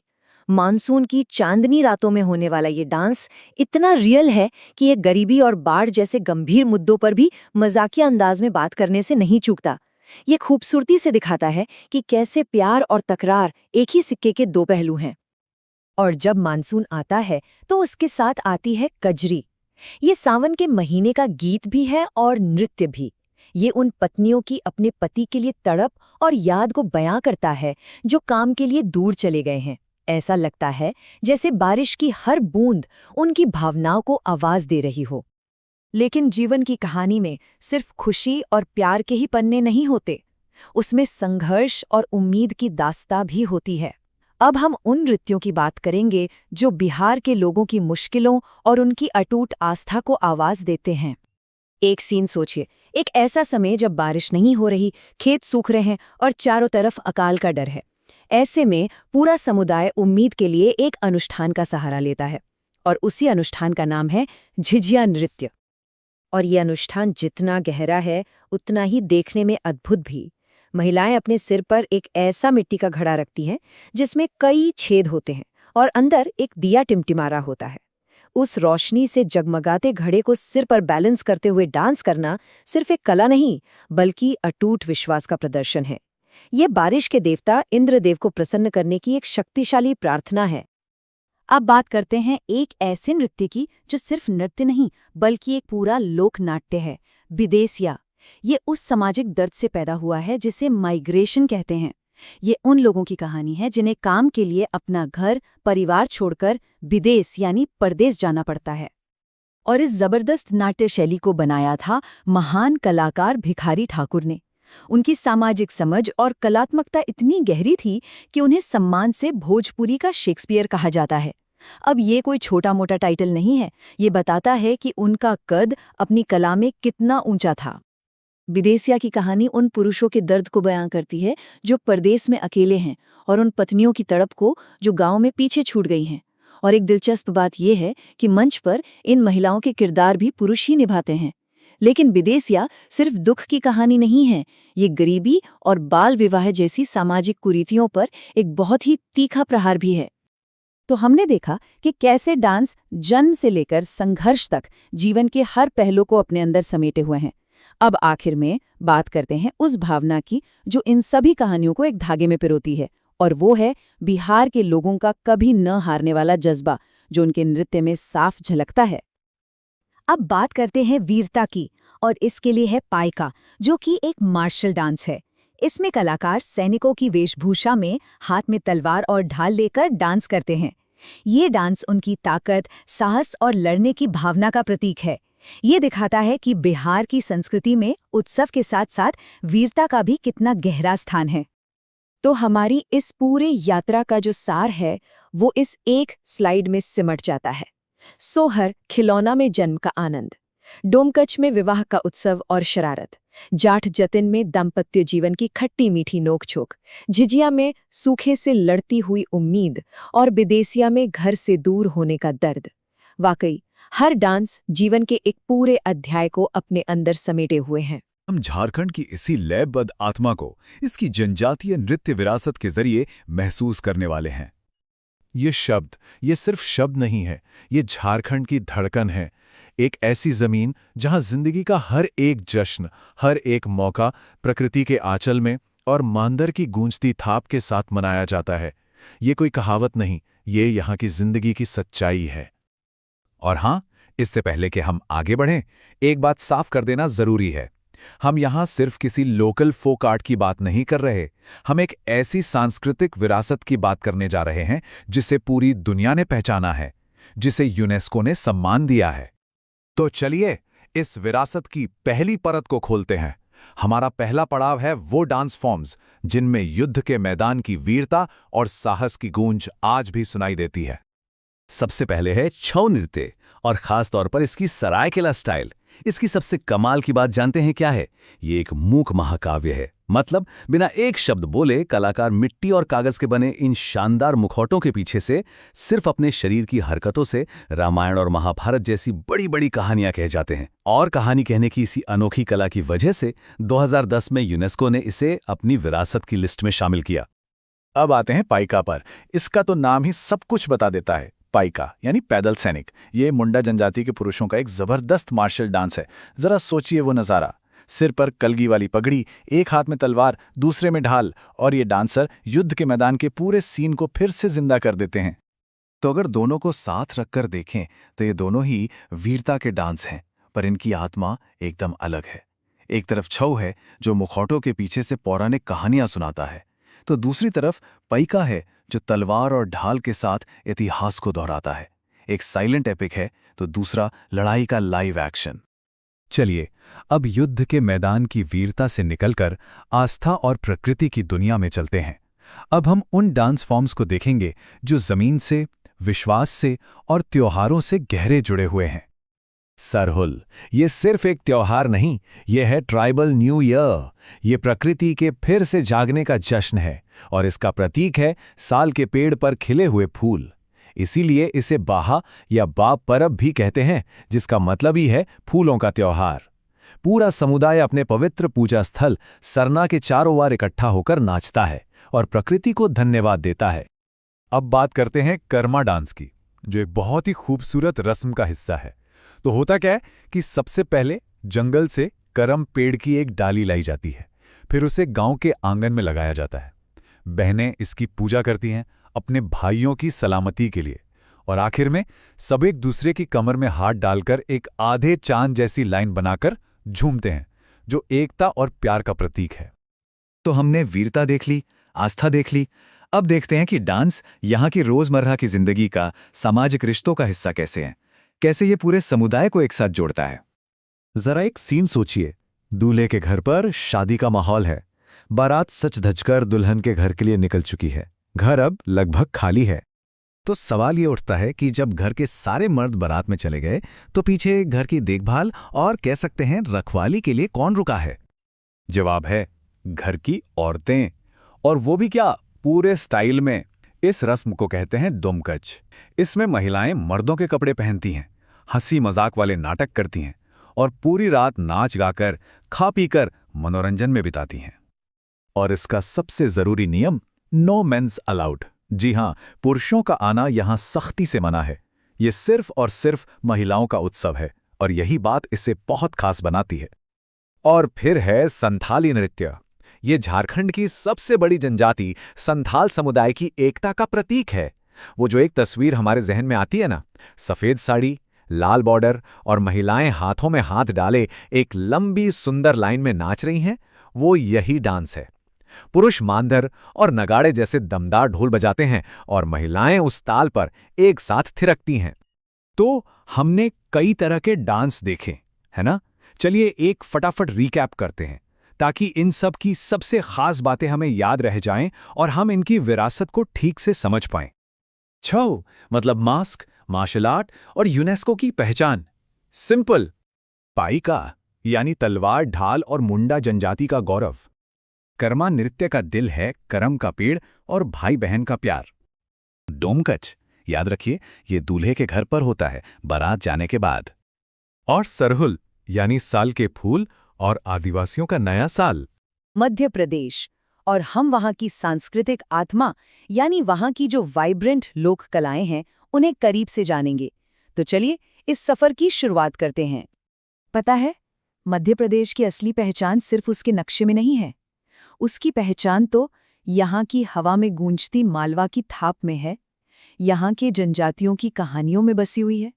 और बस यही वो जमीन है जहां से हमारी आज की ये खास सांस्कृतिक यात्रा शुरू होने वाली है। तो एक सवाल मन में आता है ना, कि आखिर भारत के इस दिल में डांस का हर एक स्टेप, हर एक मूव कौन सी कहानी कह जाता है। तो चलिए फिर इन कहानियों की परतों को ना एक एक करके खोलते हैं और समझते हैं कि इनकी आत्मा में क्या छिपा है। तो सबसे पहले हम कहाँ चलेंगे? हम चलेंगे मालवा। ये वो इलाका है जो लोक परंपराओं का एक बहुत ही वाइब्रेंट सेंटर है। कहते हैं यहाँ की मिट्टी में ही संगीत और नृत्य रचा बसा है। और मालवा में सबसे पहले बात करते हैं मटकी नृत्य की। जरा सोचिए, एक महिला है, शादी या जन्म जैसा कोई शुभ मौका है, और वो अपने सिर पर मिट्टी की मटकी रखकर उसे बैलेंस करते हुए डांस कर रही है। ये सिर्फ एक डांस नहीं है, ये तो कंसंट्रेशन और कला का एक कमाल का संगम है। अच्छा, इस डांस की ना एक बहुत खास बात है, इसकी शुरुआत। मटकी डांस ढोल की एक खास बीट से शुरू होता है और उस बीट को कहते हैं हेला। ये शब्द इसे जरूर याद रखिएगा, खासकर अगर कोई एग्जाम्स की तैयारी कर रहा है तो ये एक बहुत जरूरी कीवर्ड है। मालवा में एक और चीज है, मार्च। ये सिर्फ कोई नाटक नहीं है, बल्कि इसे मध्य प्रदेश का स्टेट ड्रामा होने का दर्जा मिला है। इसकी जड़ें उज्जैन से जुड़ी हैं, और इसकी सबसे अनोखी बात पता है क्या है? यहाँ डायलॉग्स बोले नहीं जाते, उन्हें गाया जाता है, वो भी ढोलक और सारंगी की धुन पर। और ये सब होता है खुले आसमान के नीचे, एक ऊंचे से मंच पर। तो ठीक है, मालवा से अब हम आगे बढ़ते हैं बुंदेलखंड की तरफ। ये वो इलाका है जहाँ की कला का सीधा कनेक्शन खेतीबाड़ी और फसल के जश्न से है। और यहाँ का सबसे फेमस डांस है जवारा। सोचिए, खेतों में ज्वार की फसल लहलहा रही है, कटाई का टाइम आ गया है, तो बस उसी खुशी को सेलिब्रेट करने के लिए पुरुष और महिलाएं एक साथ मिलकर डांस करते हैं। और इसमें औरतें अपने सिर पे ज्वार से भरी टोकरियां बैलेंस करती हैं। ये सिर्फ कला नहीं, ये खुशहाली का और धरती माँ को थैंक यू कहने का एक तरीका है। तो अब इन दोनों में फर्क क्या है? चलिए फटाफट समझते हैं। मटकी डांस एक अकेली महिला करती है, जबकि जवारा ग्रुप डांस है। मटकी मालवा का है तो जवारा बुंदेलखंड का। एक में सिर पर मिट्टी का घड़ा होता है तो दूसरे में ज्वार की टोकरी। देखिए कितना आसान हो गया दोनों को याद रखना। चलिए अब चलते हैं मध्य प्रदेश की आत्मा की ओर, मतलब यहाँ की जनजातियों की दुनिया में। उनकी जो त्योहार हैं, उनकी जो परंपराएं हैं, वही तो इस प्रदेश की संस्कृति में असली रंग भरती हैं।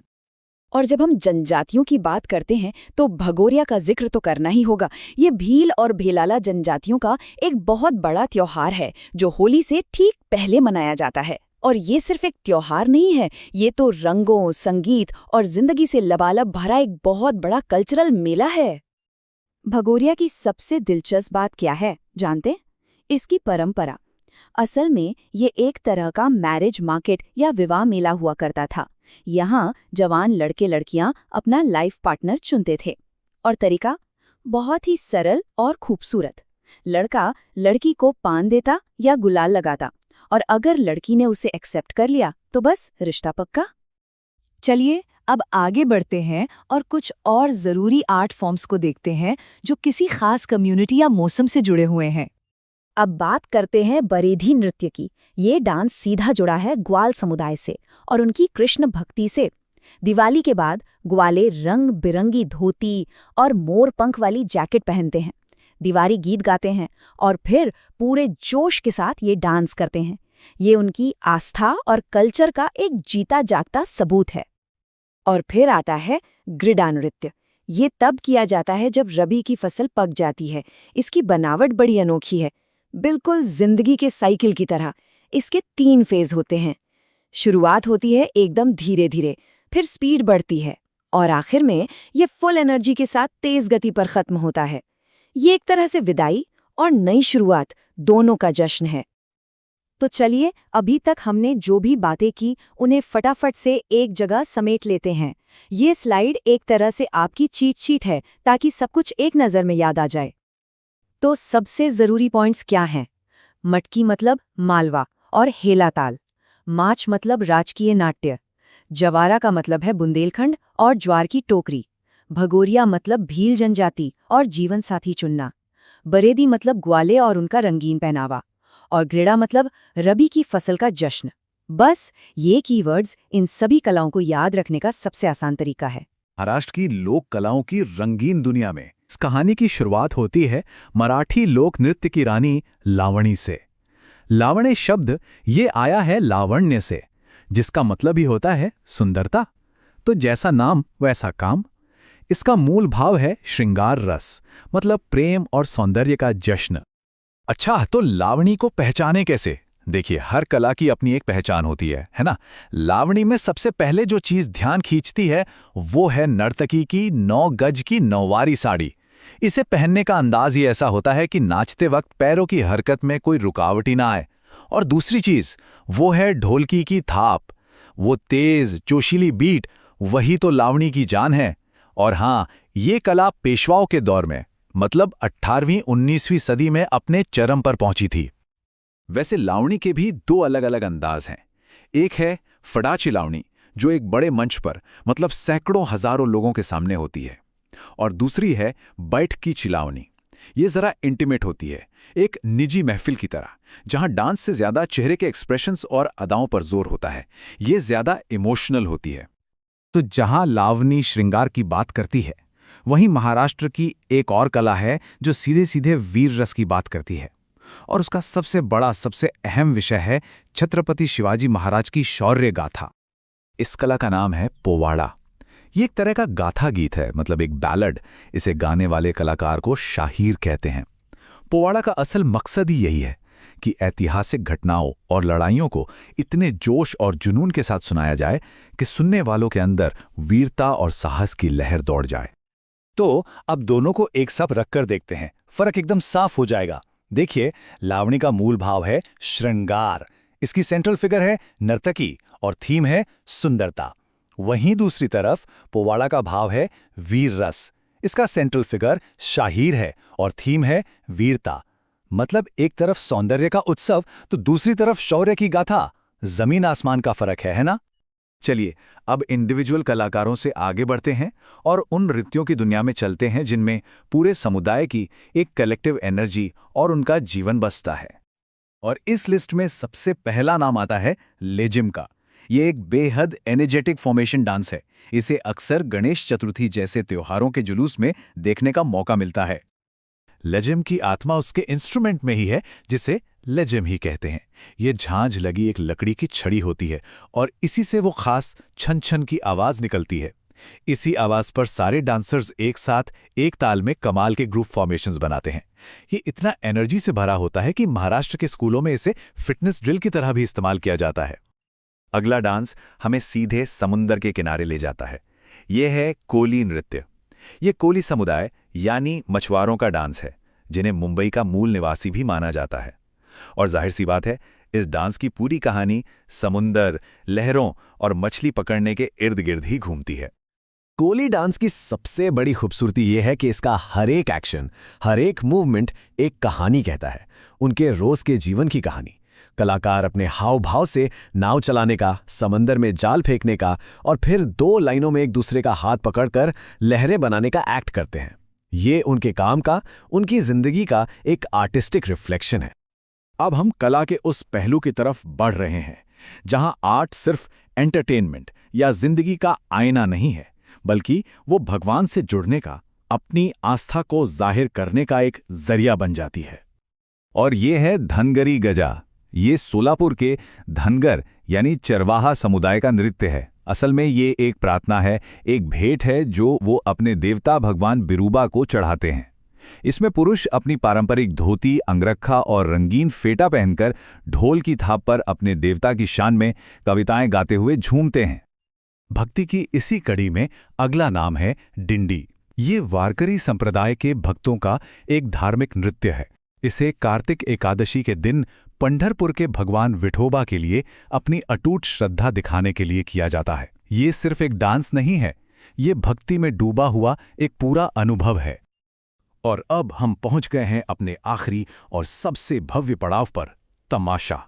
ये महाराष्ट्र की लोक कला का वो महामंच है जहां संगीत, नृत्य, नाटक सब कुछ एक साथ आकर मिल जाता है। एक पारंपरिक तमाशा करना एक तय स्ट्रक्चर होता है। शुरुआत हमेशा होती है भगवान गणेश की प्रार्थना से, जिसे गण कहते हैं। इसके बाद आता है गवालन, जिसमें भगवान कृष्ण और गोपियों की कहानियां होती हैं। और फिर शुरू होता है मेन प्ले, जिसमें गाना, नाचना और कॉमेडी सबका जबरदस्त तड़का होता है। तो यहां समझने वाली बात यह है कि तमाशा कोई एक डांस या गाना नहीं है, बल्कि एक कंप्लीट फोक थिएटर है, एक पूरा पैकेज। और जिस लावड़ी से हमने अपनी बात शुरू की थी, वो इसी तमाशा का एक बहुत जरूरी और अटूट हिस्सा है। यहां आकर सारी कलाएं एक हो जाती हैं। तो चलिए इस पूरे सफर को आखिर में एक बार फटाफट समेट लेते हैं। नौवारी साड़ी और ढोलकी, वो है लावनी। शिवाजी महाराज और वीर रस, पोवाड़ा। छन छन की आवाज वाला इंस्ट्रूमेंट, लेजिम। मछुआरे और नाव चलाना, कोली नृत्य। चरवाहा समुदाय और भगवान बिरूबा, धनगरी गजा। वारकरी भक्त और विठोबा, डिंडी। और गणगवलन वाला लोकनाट्य, वो है तमाशा। गुजरात के त्योहारों में जो एक अलग ही एनर्जी, एक अलग ही जोश दिखता है, कभी सोचा है वो कहाँ से आता है? तो चलिए आज इसी रहस्य से पर्दा उठाते हैं। हम गुजरात के शानदार लोक नृत्यों की दुनिया में एक सफर करेंगे और उसकी धड़कती हुई आत्मा को समझेंगे। ये लाइन सुनते ही गरबा और डांडिया का पूरा माहौल आंखों के सामने आ जाता है ना? ये सिर्फ एक कहावत नहीं, बल्कि एक तरह का इन्विटेशन है, एक एहसास है। ये गुजरात की पहचान के दिल की धड़कन है। सबसे पहले बात करते हैं उस डांस की जिसने हाल ही में पूरी दुनिया का ध्यान अपनी तरफ खींचा है। जी हाँ, ये है गरबा, एक ऐसा नृत्य जो अब गुजरात की पहचान बन चुका है। और देखिए, ये बात इतनी जरूरी क्यों है, क्योंकि साल 2023 में गरबा को एक बहुत बड़ा सम्मान मिला। इसे यूनेस्को की इंटेंजिबल कल्चरल हेरिटेज लिस्ट में शामिल किया गया। मतलब अब ये ऑफिशियली एक ग्लोबल कल्चरल ट्रेजर है। अच्छा, ये गरबा शब्द, इसका मतलब क्या है? कहाँ से आया ये? तो ये आया है संस्कृत शब्द गर्भ से, जिसका मतलब होता है वूम्ब, यानी कि कोख। और यही इसका ये मतलब ही इस डांस के पूरे सिंबल को, उसकी आत्मा को डिफाइन करता है। तो सोचिए, नवरात्रि की 9 रातें हैं, बीच में एक मिट्टी का मटका रखा है जिसमें छेद हैं और उसके अंदर एक दीपक जल रहा है। उसे कहते हैं गरबा दीप। वो जलता हुआ दीपक, वो जीवन का, सृजन का और देवी का प्रतीक है। और लोग उसके चारों तरफ लयबद्ध तालियों और चुटकियों के साथ नाचते हैं। ये डांस असल में देवी अंबा के लिए एक भक्ति है, एक पूजा है। तो गरबा है एकदम भक्ति से भरा। लेकिन उसके ठीक बाद अक्सर एक और डांस शुरू हो जाता है जिसमें खूब जोश और एनर्जी होती है। हम बात कर रहे हैं डांडिया रास की। देखने में लगता है एक ही त्योहार का हिस्सा है, पर इन दोनों की कहानी बिल्कुल अलग है। यहाँ पे डांस एकदम से कहानी सुनाने लगता है। वो जो रंग बिरंगी डांडिया हाथों में होती है ना, वो असल में देवी दुर्गा की तलवारें हैं। और जब वो डांडिया आपस में टकराती हैं तो वो देवी और राक्षस महिषासुर के बीच हुए युद्ध को दिखाती हैं। तो ये सिर्फ डांस नहीं है, ये एक तरह का छद्म युद्ध है, एक पूरा नाटक है। तो इससे दोनों का फर्क एकदम साफ हो जाता है। गरबा में हाथ और तालियों का इस्तेमाल होता है और इसका भाव है भक्ति। वहीं डांडिया रास में डांडियों का इस्तेमाल होता है और इसका भाव है एक छद्म युद्ध। एक सृजन का प्रतीक है तो दूसरा एक दिव्य युद्ध का। अब त्योहारों से थोड़ा आगे बढ़ते हैं, क्योंकि गुजरात की असली आत्मा सिर्फ फेस्टिवल्स में नहीं, बल्कि वहां के लोगों के रोजमर्रा के कामकाज में भी बसती है। अब हम कुछ ऐसे डांस की बात करेंगे जिनका जन्म सीधे सीधे मेहनत और समुदाय से हुआ है। ये कहानी बहुत ही दिलचस्प है। पहले कोली समुदाय की महिलाएं जब नए घर बनाती थीं तो जमीन को मजबूत करने के लिए उसे चूने से पीटती थीं। इस काम के लिए वो एक लंबा सा डंडा इस्तेमाल करती थीं, जिसे कहते थे टिप्पणी। अब सोचिए, दिन भर ये मुश्किल काम, तो उन्होंने काम को मज़ेदार बनाने के लिए उसी पीटने की लय को एक संगीत, एक डांस में बदल दिया। कमाल है ना? और ऐसे ही और भी डांस हैं, जैसे हुडो डांस, जिसे भरवाड़ चरवाहे करते हैं। इसमें वो 2 भेड़ों की लड़ाई की नकल करते हैं, एक दूसरे के हाथों पर ताली बजाकर। फिर है पढ़ार डांस, जो नल सरोवर झील के पास पढ़ार समुदाय करता है।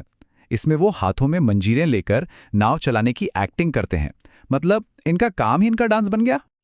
चलिए अब 2 बिल्कुल अनोखे, एकदम यूनिक परफॉर्मेंस की तरफ चलते हैं। ये डांस हमें गुजरात के इतिहास, माइग्रेशन और आपसी कल्चर के मिलन की गहरी कहानियां बताते हैं। एक सवाल है, क्या ऐसा हो सकता है कि गुजरात के एक मशहूर डांस की जड़ें हिंदुस्तान में नहीं बल्कि अफ्रीका में हो? सुनने में अजीब लगता है, पर यह सच है। और ये कनेक्शन एक बहुत ही जोरदार कहानी बताता है।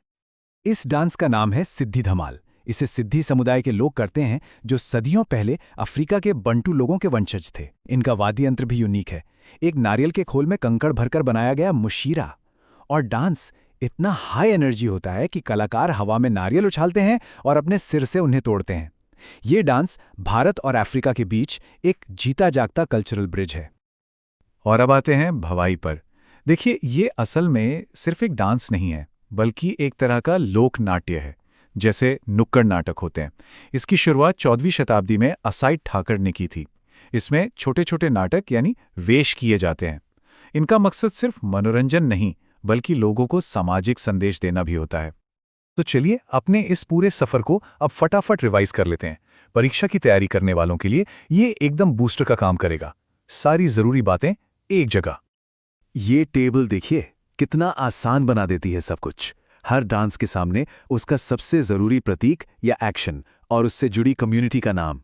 गरबा के लिए गरबा दीप, डांडिया के लिए तलवारों वाली डांडिया, टिप्पणी के लिए फर्श कूटने वाली लकड़ी। इससे चीजें बहुत आसानी से याद रहेंगी। जब भी कोई गोवा का नाम लेता है तो मन में क्या आता है?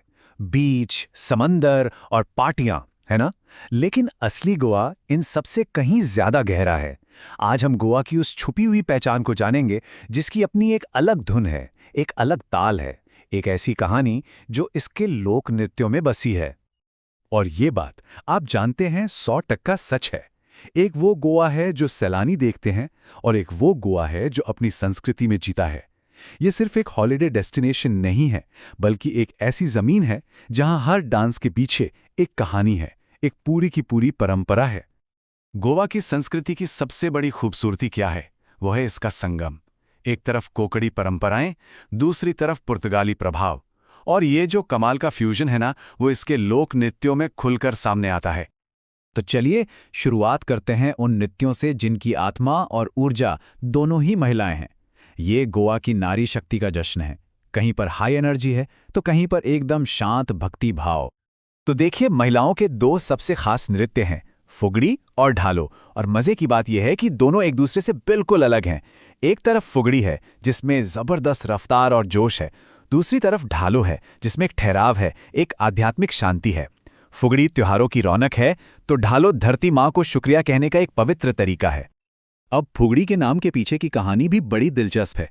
ये डांस इतनी तेजी से किया जाता है कि नाचने वाली महिलाओं की सांसें फूल जाती हैं और उनके मुंह से नेचुरली फू फू की आवाज निकलती है। बस इसी आवाज से इसका नाम फुगड़ी पड़ गया। कमाल है ना? और हाँ, इसमें किसी म्यूजिकल इंस्ट्रूमेंट का इस्तेमाल नहीं होता। इसकी एक खास वैरायटी कट्टी फुगड़ी भी है, जिसमें महिलाएं हाथों में नारियल के खोल लेकर एक रिदम बनाती हैं। फुगड़ी के जोश के बाद अब ढालो की शांति को महसूस कीजिए। ये डांस असल में धरती माँ को पूजने का, उनका धन्यवाद करने का एक तरीका है। इसे एक खास पवित्र जगह पर किया जाता है जिसे मांड कहते हैं। वहां 12 से 24 महिलाएं 2 लाइनें बनाती हैं, एक दूसरे का हाथ थामती हैं और फिर बहुत धीमी गति से गाते हुए नाचती हैं। ये एकता और श्रद्धा का प्रतीक है। चलिए अब उन डांसेस की दुनिया में चलते हैं जो सिर्फ डांस नहीं है, बल्कि पूरी की पूरी कहानियां सुनाते हैं। यहां हर एक स्टेप, हर एक एक्सप्रेशन का एक गहरा मतलब है। इसमें सबसे पहले आता है देखनी। कोंकणी में देखने का मतलब होता है मनमोहक सौंदर्य, और सच में ये डांस है भी उतना ही खूबसूरत। इसकी सबसे बड़ी पहचान है इसका म्यूजिक, जिसमें इंडियन क्लासिकल और वेस्टर्न रिदम का एक अनोखा मेल देखने को मिलता है। मतलब गोवा की पहचान ही इस डांस में झलकती है। तो ये डांस किस कहानी पर आधारित है? ये कहानी है एक देवदासी की, यानी एक मंदिर की डांसर। उसे एक शादी में परफॉर्म करने जाना है, लेकिन रास्ते में एक नदी है। तो वो एक नाव वाले से बार बार गुजारिश करती है कि प्लीज मुझे नदी पार करा दो।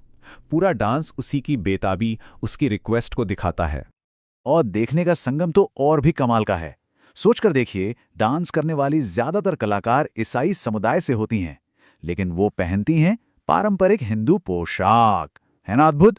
और एक मजेदार फैक्ट, इसका सबसे फेमस गाना हाओ साइबा पोल टोडी वेतांग इतना हिट हुआ कि राज कपूर साहब ने इसे अपनी ब्लॉकबस्टर फिल्म बॉबी में भी इस्तेमाल किया था। अब बात करते हैं गोवा की मिट्टी से जुड़े एक और डांस की, कुनबी नृत्य। ये डांस गोवा की सबसे पुरानी आदिवासी जनजाति कुनबी समुदाय की पहचान है। ये डांस कुनबी लोगों की रोजमर्रा की जिंदगी को दिखाता है। इसमें कोई पूजा पाठ नहीं होता, ये पूरी तरह से एक सोशल डांस है। और इसकी सबसे बड़ी पहचान है महिलाओं का पहनावा, एक खास स्टाइल में बंधी साड़ी जिसे दिंथली कहते हैं। ये घुटनों तक होती है और इसका पल्लू कंधे पर बंधा होता है ताकि खेतों में काम करने में आसानी हो। मतलब सादगी और प्रैक्टिकल सोच का एक बेहतरीन नमूना। अब हम गोवा के उन डांसेस की तरफ बढ़ रहे हैं जो बहुत बड़े पैमाने पर होते हैं। ये त्योहारों और खास मौकों की जान है, जिसमें पूरा का पूरा समुदाय एक साथ मिलकर जश्न मनाता है। इनमें से एक है गोफ।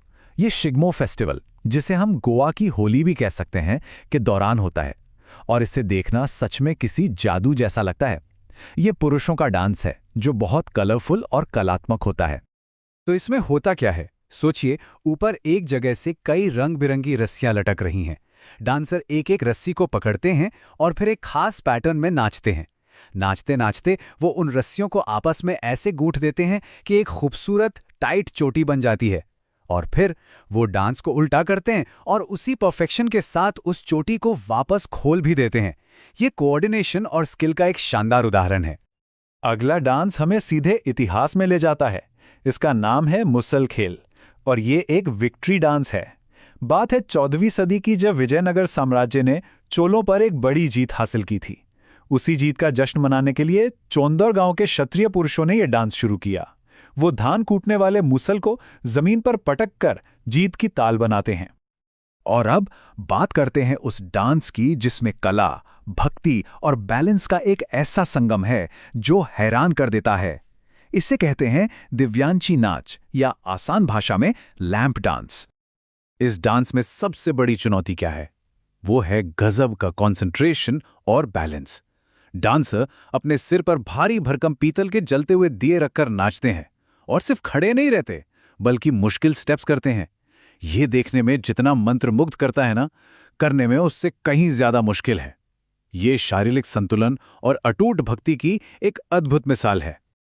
तो गोवा के इतने सारे अलग अलग डांस फॉर्म्स देखने के बाद चलिए एक फटाफट रीकैप करते हैं, ताकि ये सभी डांस फॉर्म्स हमें अच्छे से याद हो जाएं। इस टेबल पर एक नजर डालते हैं। जैसे ही फूफू की आवाज या बिना इंस्ट्रूमेंट वाला डांस याद आए तो वो है फुगड़ी। नाविक की कहानी और क्रिश्चियन हिंदू फ्यूजन, वो है देखनी। रंगीन रस्सियों को बुनना, वो है गोफ। घुटने तक की साड़ी और कुनबी जनजाति, मतलब कुनबी डांस। मूसल और विजयनगर की जीत का जिक्र हो तो मुसल खेल। और आखिर में धीमी गति से आंगन में होने वाला डांस, ढालो। बस इतना याद रखना काफी है। कर्नाटक की धरती, यहाँ कला सिर्फ मनोरंजन नहीं है, बल्कि एक गर्जना है, एक अनुष्ठान, एक जश्न। तो चलिए आज हम इसी जीवंत और शक्तिशाली दुनिया में उतरते हैं। एक ऐसी दुनिया जहाँ कला, आस्था और समुदाय सब एक साथ मिलकर कुछ बहुत ही असाधारण रचते हैं। यक्षगान की गर्जना और ढोल की गूंज, वाह! ये लाइन सिर्फ शब्द नहीं है, ये तो उस पूरे अनुभव का सार है जिसमें हम अभी गोता लगाने वाले हैं। सोचिए, एक तरफ है भव्य थिएटर की दहाड़ और दूसरी तरफ समुदाय के दिलों की धड़कन जैसी ढोल की गूंज। तो बस इसी के साथ शुरू करते हैं ये सफर। तो सबसे पहले हमारी यात्रा शुरू होती है कर्नाटक के सबसे मशहूर लोक नाट्य यक्षगान के ग्रैंड स्टेज से। और हाँ, ये सिर्फ एक डांस नहीं है, ये एक पूरा का पूरा एक्सपीरियंस है। तो सवाल ये है कि यक्षगान आखिर है क्या? देखिए, इसे कर्नाटक का ओपेरा भी कह सकते हैं, पर सच कहूं तो ये उससे कहीं ज्यादा है। ये तो एक ऐसा संगम है जहां डांस की एनर्जी, म्यूजिक की रूह और डायलॉग्स की ताकत, ये सब मिलकर मंच पर बड़े बड़े महाकाव्यों को जिंदा कर देते हैं। तो यक्षगान को इतना शानदार क्या चीज बनाती है? पहली बात तो ये कि ये कोई छोटा मोटा शो नहीं है, ये तो पूरी रात, मतलब शाम से सुबह तक चलने वाला एक महाकाव्य है। फिर आते हैं कलाकार। उनके भारी भरकम मुकुट और वो कमाल का मेकअप देखकर ऐसा लगता है मानो वो किसी दूसरी ही दुनिया से आए हों। और इन सबको एक साथ पिरो कर रखता है भागवत, जो कि मेन सिंगर और नरेटर होता है। उसी की आवाज पूरी कहानी को आगे लेकर जाती है। चलिए अब इस फॉर्मल स्टेज से थोड़ा हटते हैं और उन एनर्जी से भरे डांस की तरफ चलते हैं जो सीधे समुदाय के जीवन से जुड़े हैं, जो उनकी धड़कन है, खासकर फसल के समय। तो सबसे पहले बात करते हैं डोलू कुनिथा की। जरा सोचिए, एक ऐसा डांस जिसमें सिर्फ जमीन ही नहीं बल्कि हवा भी ढोल की थाप से कांप उठे। ये है कुरुबा चरवाहा समुदाय का एक बहुत ही पावरफुल और फिजिकली डिमांडिंग डांस।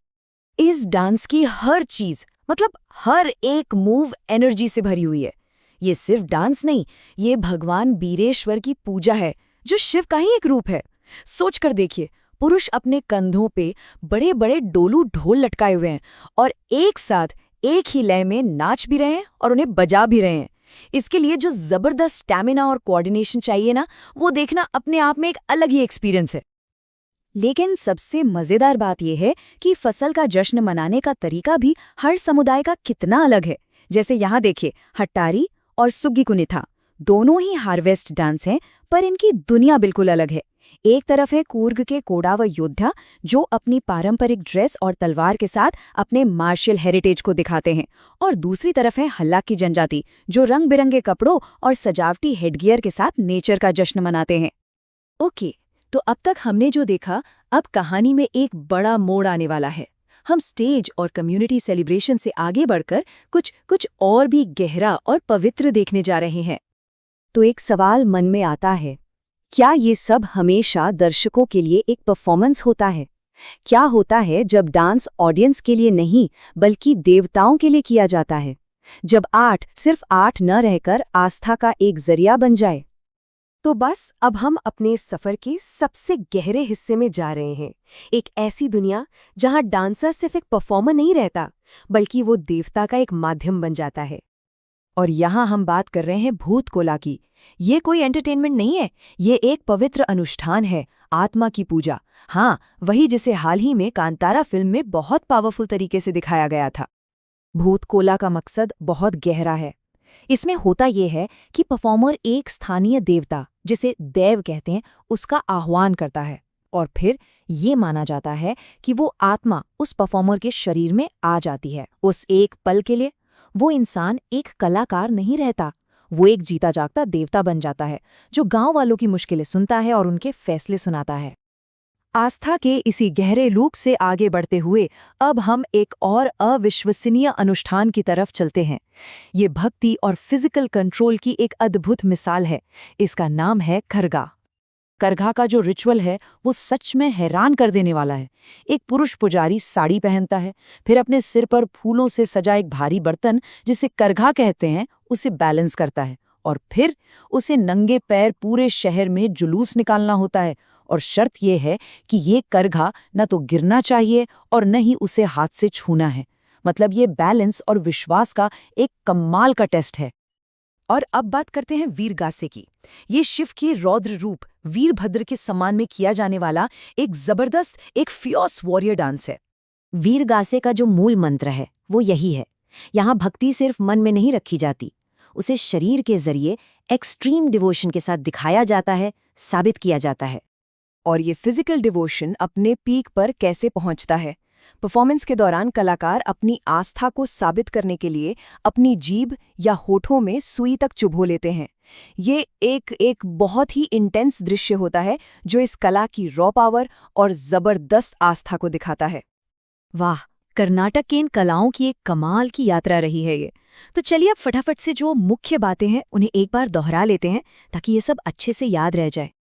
ये है हमारी एक तरह की चीट शीट। देखिए, जब भी भारी मुकुट और भागवत का जिक्र हो तो समझ जाइए बात यक्षगान की हो रही है। बड़ा ढोल और कुरुबा समुदाय, वो है डोलू कुनीथा। आत्मा की पूजा और कांतारा फिल्म का कनेक्शन, जाहिर है भूत कोला। कूर्ग के योद्धा और तलवार, वो है हट्टारी। सिर पर फूलों का बर्तन, वो है करगा की पहचान। और वीरभद्र और सुई चुभाना, वो है वीरगासे। बस ये कीवर्ड्स याद रखिए और आप इन कलाओं की आत्मा को कभी नहीं भूलेंगे। जम्मू कश्मीर, ये नाम सुनते ही हमारे जहन में क्या आता है? खूबसूरत वादियां, बर्फीले पहाड़, डल झील, है ना? पर इन पोस्टकार्ड वाली तस्वीरों से भी कहीं ज्यादा गहरी एक जीती जागती, धड़कती हुई सांस्कृतिक दुनिया है वहां। आज हम उसी दुनिया का सफर करने वाले हैं, वहां की शानदार प्रदर्शन कलाओं के जरिए। ये लाइनें सिर्फ शब्द नहीं हैं, ये उस एहसास की एक झलक है जिसे हम आज महसूस करने वाले हैं। तो चलिए कला, संगीत और कहानियों के इस सफर पर निकलते हैं। तो हमारा सफर इन 5 हिस्सों में बटा होगा। हम लय से शुरू करेंगे, फिर सामुदायिक नृत्यों को जानेंगे, उसके बाद अनुष्ठान और नाट्य कला देखेंगे, युवाओं की ऊर्जा से मिलेंगे और आखिर में इन कलाओं की आत्मा को समझने की कोशिश करेंगे। तो चलिए अब शुरू करते हैं। इस सफर में हम सिर्फ जानेंगे नहीं, बल्कि हर कला के पीछे की भावना और उसकी कहानी को महसूस करेंगे। सबसे पहले बात करते हैं उन कलाओं की जो लोगों को एक साथ लाती हैं, जो किसी एक की नहीं बल्कि पूरे समुदाय की खुशी का, उनके जश्न का प्रतीक होती हैं। और इस जश्न की शुरुआत होती है राउफ से। अगर कश्मीर की हवाओं में कोई एक डांस रचा बसा है ना, तो वो यकीनन राउफ ही है।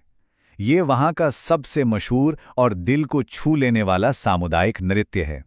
तो आखिर क्या खास है राउफ में? जरा सोचिए, महिलाएं 2 कतारों में आमने सामने खड़ी हैं, एक दूसरे की बाहों में बाहें डाले हुए, एक खूबसूरत ह्यूमन चेन बनाए हुए, और फिर बहुत ही धीमे ग्रेसफुल कदमों से आगे पीछे हो रही हैं। बैकग्राउंड में चक्री संगीत की धुन बज रही है। ये नज़ारा वसंत के आने या ईद जैसे त्योहारों की खुशी को बयां करता है। ये सिर्फ एक डांस नहीं है, ये एक साथ मिलकर मुस्कुराने का एक तरीका है। अच्छा, अब कश्मीर की हरी भरी वादियों से निकलकर सीधा चलते हैं जम्मू की पहाड़ी रातों की तरफ। यहाँ माहौल बिल्कुल अलग है और यहाँ का नृत्य भी। मिलिए कूद नृत्य से। ये जश्न से कहीं ज्यादा एक शुक्रिया अदा करने का तरीका है। कूद नृत्य आधी रात को होता है। बीच में एक बड़ी सी आग जल रही होती है और उसके चारों तरफ पूरा गांव, बच्चे, बूढ़े, औरतें, मर्द सब एक साथ मिलकर नाचते हैं। ये किसी दर्शक के लिए नहीं होता, ये तो अपने स्थानीय देवताओं को फसल और मवेशियों की रक्षा के लिए थैंक यू कहने का एक बहुत ही गहरा, एक बहुत ही पवित्र अनुष्ठान है। इसकी सादगी में ही इसकी असली खूबसूरती है। तो देखा आपने, एक ही राज्य लेकिन कला के 2 कितने अलग अलग अंदाज। एक तरफ है कश्मीर की घाटी में ईद का उत्सव मनाता राउफ, तो दूसरी तरफ जम्मू की पहाड़ियों में रात के अंधेरे में आभार जताता कूद नृत्य। एक कतारों में होता है, दूसरा आग के घेरे में। यही तो इस जगह की सांस्कृतिक समृद्धि है। चलिए अब अपने सफर के अगले पड़ाव पर चलते हैं। यहाँ कला या तो एकदम गहरी भक्ति का रूप ले लेती है या फिर समाज पर एक तीखा तंज कसती है। ये है दू महाल। ये एक बहुत ही खास नृत्य है जिसे सिर्फ और सिर्फ वट्टल जनजाति के पुरुष ही करते हैं। ये मनोरंजन के लिए नहीं है, ये पूरी तरह से एक आध्यात्मिक अनुभव है, एक प्रार्थना है जो डांस के रूप में की जाती है। और जो चीज इसे देखते ही सबसे अलग बनाती है ना, वो है इनकी पोशाक। ये डांसर एक बहुत ही खास लंबी कोन के आकार की टोपी पहनते हैं जो मोतियों और सीपियों से सजी होती है। ये टोपी सिर्फ एक पहनावा नहीं, बल्कि उनकी पहचान और परंपरा का एक बहुत बड़ा प्रतीक है। तो होता क्या है कि प्रदर्शन की शुरुआत एक झंडे के साथ होती है। उसे जमीन में गाड़ दिया जाता है और फिर सारे डांसर्स उसके चारों ओर घूम घूम कर नृत्य करते हैं। ये असल में सूफी संतों को दी जाने वाली एक संगीतमय श्रद्धांजलि है। इसमें एक ठहराव है, एक भक्ति है जो देखने वालों को भी महसूस होती है। अब गहरी भक्ति की दुनिया से निकलकर सीधा चलते हैं लोकनाट्य यानी फोक थिएटर की दुनिया में। मिलिए भांड पाथेर से। भांड का मतलब होता है कलाकार और पाथेर मतलब नाटक या प्ले। तो ये कश्मीर का अपना चलता फिरता जिंदा दिल थिएटर है। तो इसका सबसे पावरफुल पहलू क्या है? वो है व्यंग्य यानी सटायर। ये कलाकार हंसी मजाक और तंज के जरिए समाज की बड़ी बड़ी समस्याओं पर, यहाँ तक कि सत्ता में बैठे लोगों पर भी बिना डरे अपनी बात कह जाते हैं। ये मनोरंजन की आड़ में समाज को आईना दिखाने जैसा है। और एक बात जो जानना बेहद जरूरी है, भांड पाथेर की आत्मा बसती है सुरनाई नाम के वाद्य यंत्र में। शहनाई जैसी आवाज वाला ये इंस्ट्रूमेंट हर नाटक का एक अभिन्न हिस्सा है। इसके बिना भांड पाथेर की कल्पना भी नहीं की जा सकती, वो अधूरा है। तो अब हमारे सफर का वो मोड़ आ गया है जहां हम जोश, ऊर्जा और जवानी की कला से मिलेंगे। ये वो परफॉर्मेंस हैं जिनमें आज की पीढ़ी की धड़कन सुनाई देती है। और ये है हिकायत, देखने में बहुत ही सरल लेकिन उतना ही मजेदार और एनर्जी से भरा हुआ डांस। इसकी सबसे दिलचस्प बात जानते हैं क्या है? इसमें किसी भी म्यूजिक की जरूरत नहीं होती, सिर्फ डांसरों की खिलखिलाहट और घूमने की गति ही इसका अपना संगीत बन जाती है। इससे करना बहुत आसान लगता है। बस 2 पार्टनर आमने सामने खड़े होते हैं, हाथों को क्रॉस करके एक दूसरे की कलाई पकड़ते हैं, थोड़ा पीछे झुकते हैं और फिर तेजी से गोल गोल घूमते हैं। ये दोस्ती, बैलेंस और एकदम प्योर फन का डांस है। और हमारी इस यात्रा का आखिरी पड़ाव है बच्चा नगमा। जैसा कि नाम से ही थोड़ा बहुत अंदाजा लग रहा है, ये शादियों और महफिलों में पेश किया जाने वाला एक बहुत लोकप्रिय डांस है। लेकिन इसकी सबसे अनोखी बात इसका कलाकार होता है। इसमें एक युवा लड़का महिलाओं का लिबास पहनकर उन्हीं के अंदाज और हाव-भाव के साथ नृत्य करता है। माना यह जाता है कि यह पुराने हाफिजा नृत्य का ही एक आधुनिक रूप है, जिसमें समय के साथ ये बदलाव आया। ये दिखाता है कि कला भी कैसे वक्त के साथ अपना रूप बदलती है। तो ये था जम्मू और कश्मीर की कलात्मक आत्मा का एक छोटा सा प्यारा सा सफर। अब जाने से पहले क्यों ना इन सभी कलाओं को पहचानने के कुछ आसान तरीकों को फटाफट से दोहरा लिया जाए। तो इसे ऐसे याद रखिए, अगर ईद और चक्री संगीत का जिक्र हो तो वो है रऊफ, रात अलाव और जम्मू की बात हो तो कूद नृत्य, लंबी कोन वाली टोपी और वट्टल जनजाति वो दुमहल है, हंसी मजाक और सुरनाई की धुन मतलब भांड पाथेर, कलाई पकड़कर घूमना वो है हिकात, और अगर कोई लड़का महिला के लिबास में डांस कर रहा है तो वो यकीनन बच्चा नगमा है ना सिंपल। अच्छा, जब भी कोई पंजाब का नाम लेता है तो सबसे पहले मन में कौन सी तस्वीर बनती है? शायद हम सबके जहन में एक ही चीज आती है ना, वो जोरदार एनर्जी से भरा हुआ डांस। जी हाँ, बिल्कुल सही, भांगड़ा। ये तो वो बात है जो हर कोई जानता है, लेकिन असली मजा तो उन सवालों में है जो शायद एग्जाम में पूछे जाएं, जैसे कि वो कौन सा डांस है जिसमें कोई म्यूजिकल इंस्ट्रूमेंट इस्तेमाल ही नहीं होता, या फिर ये पुरुषों का गिद्दा क्या चीज है। तो चलिए आज इन्हीं सवालों के जवाब ढूंढते हैं। तो इस कहानी को और गहराई से समझने के लिए क्यों ना हम शुरुआत उसी डांस से करें जो इस पूरे क्षेत्र की पहचान बन चुका है, मतलब भांगड़ा की जबरदस्त एनर्जी से। देखिए, भांगड़ा सिर्फ एक डांस नहीं है, ये तो अपने आप में एक पूरा जश्न है। ये बैसाखी के त्योहार पर फसल कटने की खुशी में किया जाता है, और इसकी आत्मा क्या है? वो है ढोल की दमदार थाप, साथ में चिमटा और तुम्बी की धुनें भी होती हैं। और हाँ, डांसरों की वो खास ड्रेस, लुंगी और पंखे वाली पगड़ी, जिसे तुरला कहते हैं, वो इसे और भी खास बना देती है। यहाँ एक बहुत ही कमाल की चीज है, सांप या शिक्का। ये लकड़ी का एक कैंची जैसा इंस्ट्रूमेंट होता है जिसे डांसर बीट पर खोलते और बंद करते हैं, और उससे जो खटक की तेज आवाज निकलती है ना, वो परफॉर्मेंस में एक अलग ही लेवल का रोमांच भर देती है। तो चलिए अब भांगड़ा की दुनिया से निकलकर एक ऐसी दुनिया में चलते हैं जहां संगीत ढोल से नहीं तारियों से बनता है, जहां हर एक अदा एक कहानी कहती है। ये दुनिया है महिलाओं के नृत्यों की। और ये लीजिए हमारे पहले एग्जाम वाले सवाल का जवाब। वो कौन सा डांस है जिसमें इंस्ट्रूमेंट्स नहीं होते? वो है गिद्दा। यहाँ जो रिदम बनती है वो किसी ढोल से नहीं, बल्कि एक साथ जोर जोर से बजती महिलाओं की तालियों से बनती है, और यही तो इसकी सबसे बड़ी खूबसूरती है। गिद्धा को अक्सर भांगड़ा का फीमेल वर्जन कहा जाता है। इसमें एक लीड सिंगर होती है जो लोकगीत गाती है, जिन्हें बोलियां कहते हैं, और बाकी सब उसे दोहराती हैं। इन बोलियों में अक्सर सास नंद के रिश्तों पर मजाकिया अंदाज में नकल की जाती है। तो ये सिर्फ डांस नहीं, बल्कि अपनी बात कहने का एक जरिया भी है। अब बात करते हैं एक ऐसे डांस की जो बचपन की खिलखिलाहट और बेफिक्री से भरा हुआ है, किकली। ये असल में छोटी बच्चियों और लड़कियों का एक खेल भी है और डांस भी, जिसमें बैलेंस और खुशी का एक कमाल का नज़ारा देखने को मिलता है। इसे करना बहुत ही आसान और मज़ेदार है। बस दो लड़कियां आमने सामने खड़ी होती हैं, अपने हाथों को क्रॉस करके एक दूसरे का हाथ पकड़ती हैं, फिर थोड़ा पीछे झुककर पंजों पर गोल गोल घूमना शुरू कर देती हैं। जितनी तेज घूमो उतना ही ज्यादा मजा आता है। चलिए अब एक ऐसे डांस की तरफ बढ़ते हैं जो सारे नियम कानून तोड़ देता है। यह है कुमारों का गिद्धा। एक मिनट, अभी तो हमने यही समझा ना कि गिद्धा तो महिलाओं का डांस होता है, तो फिर ये पुरुषों का गिद्धा कैसे हो सकता है? तो यहीं पे आता है एक बहुत ही दिलचस्प ट्विस्ट, मलवाई गिद्धा। ये रहा हमारे दूसरे एग्जाम सवाल का जवाब। ये पंजाब के मालवा इलाके में सिर्फ पुरुषों द्वारा किया जाता है, और इसे कुंवारों का डांस भी कहते हैं। ये गिद्धा परंपरा का एक बहुत ही अनोखा और पावरफुल रूप है। इस गिद्दा में इस्तेमाल होने वाले इंस्ट्रूमेंट्स भी बड़े खास हैं। इसमें कांटों का बहुत इस्तेमाल होता है। ये बांस का एक इंस्ट्रूमेंट है जिसके ऊपर गिलहरी जैसी एक छोटी सी आकृति बनी होती है, और इसके साथ जब चिमटा और तुम्बी बजते हैं तो माहौल और भी जोशीला हो जाता है।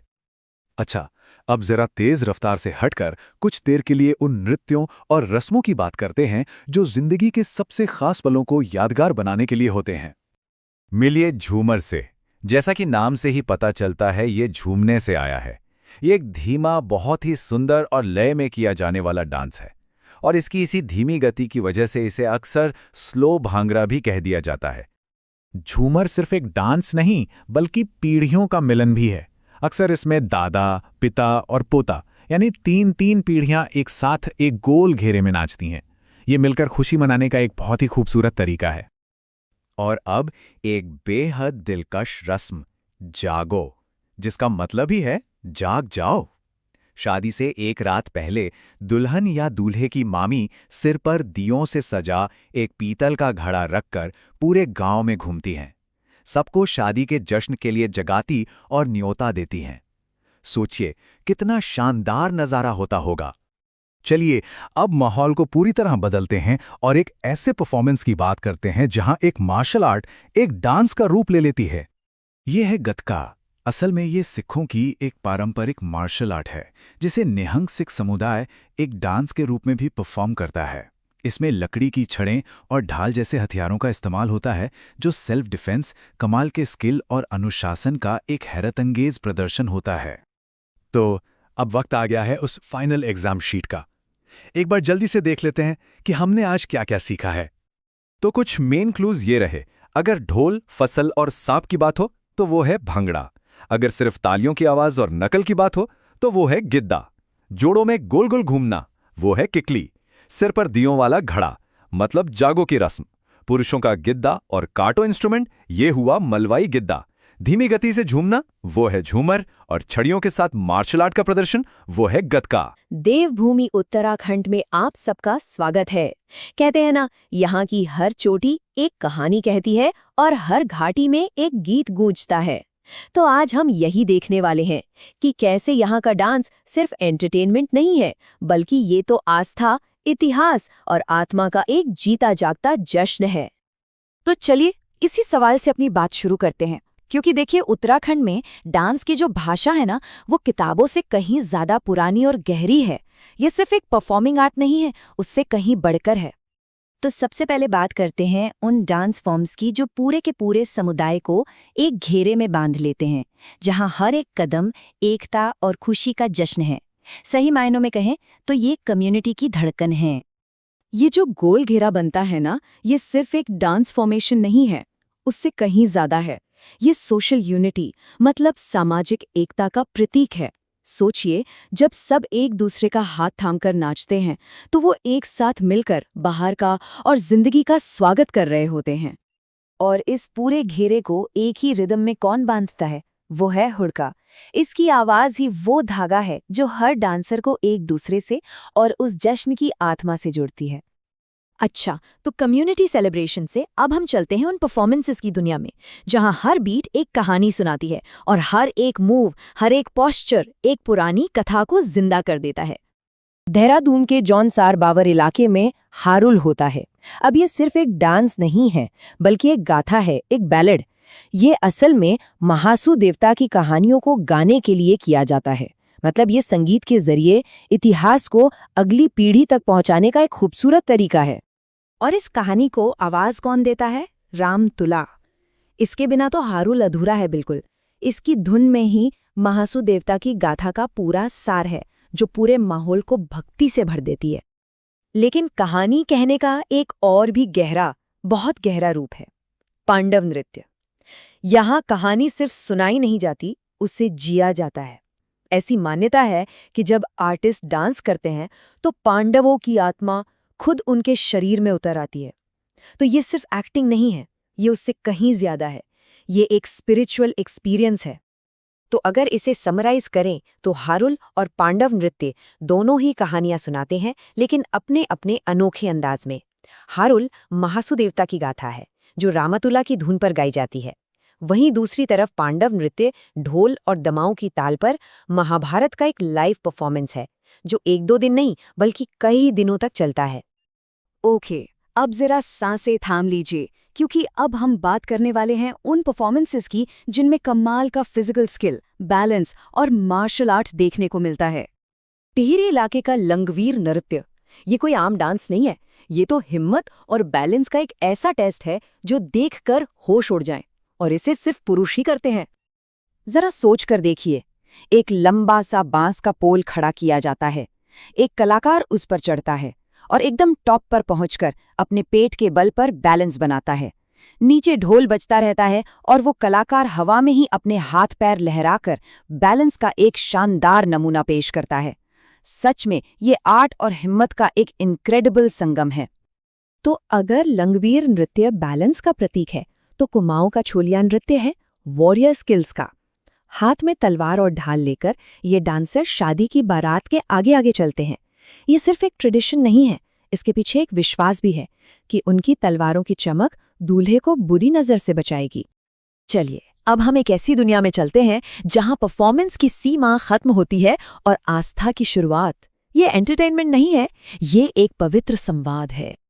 जागर, ये कोई आम नाच गाना नहीं है जिसे एंटरटेनमेंट के लिए देखा जाए। नहीं, ये एक बहुत ही गंभीर और पवित्र अनुष्ठान है जिसका सिर्फ एक मकसद है, देवी देवताओं या पूर्वजों की आत्माओं को बुलाना, उनका आह्वान करना। इस पूरे अनुष्ठान में 2 मेन रोल्स होते हैं। पहले हैं जगरिया, जो अपनी गायकी से देवता को बुलाते हैं, और दूसरे हैं डंगर, यानी वो इंसान जिसके शरीर में वो बुलाई गई आत्मा या देवता प्रवेश करते हैं और फिर बात करते हैं। ये परफॉर्मेंस और विश्वास के बीच की उस बारीक सी लाइन को दिखाता है। तो चलिए, अभी तक हमने जो कुछ भी देखा उसे फटाफट से एक बार रिकैप कर लेते हैं।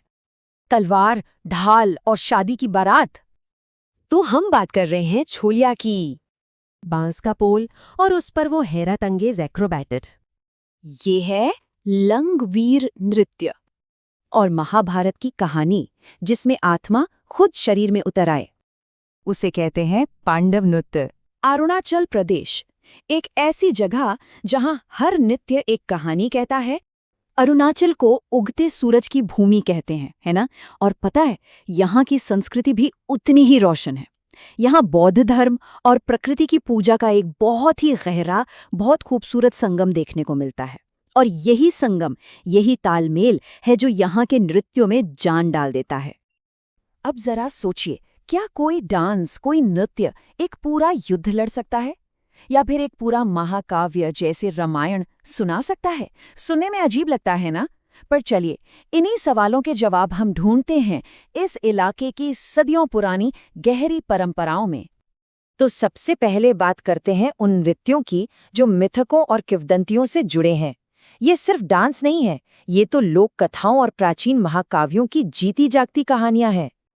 और इस लिस्ट में सबसे पहले आता है शेर और मयूर नृत्य।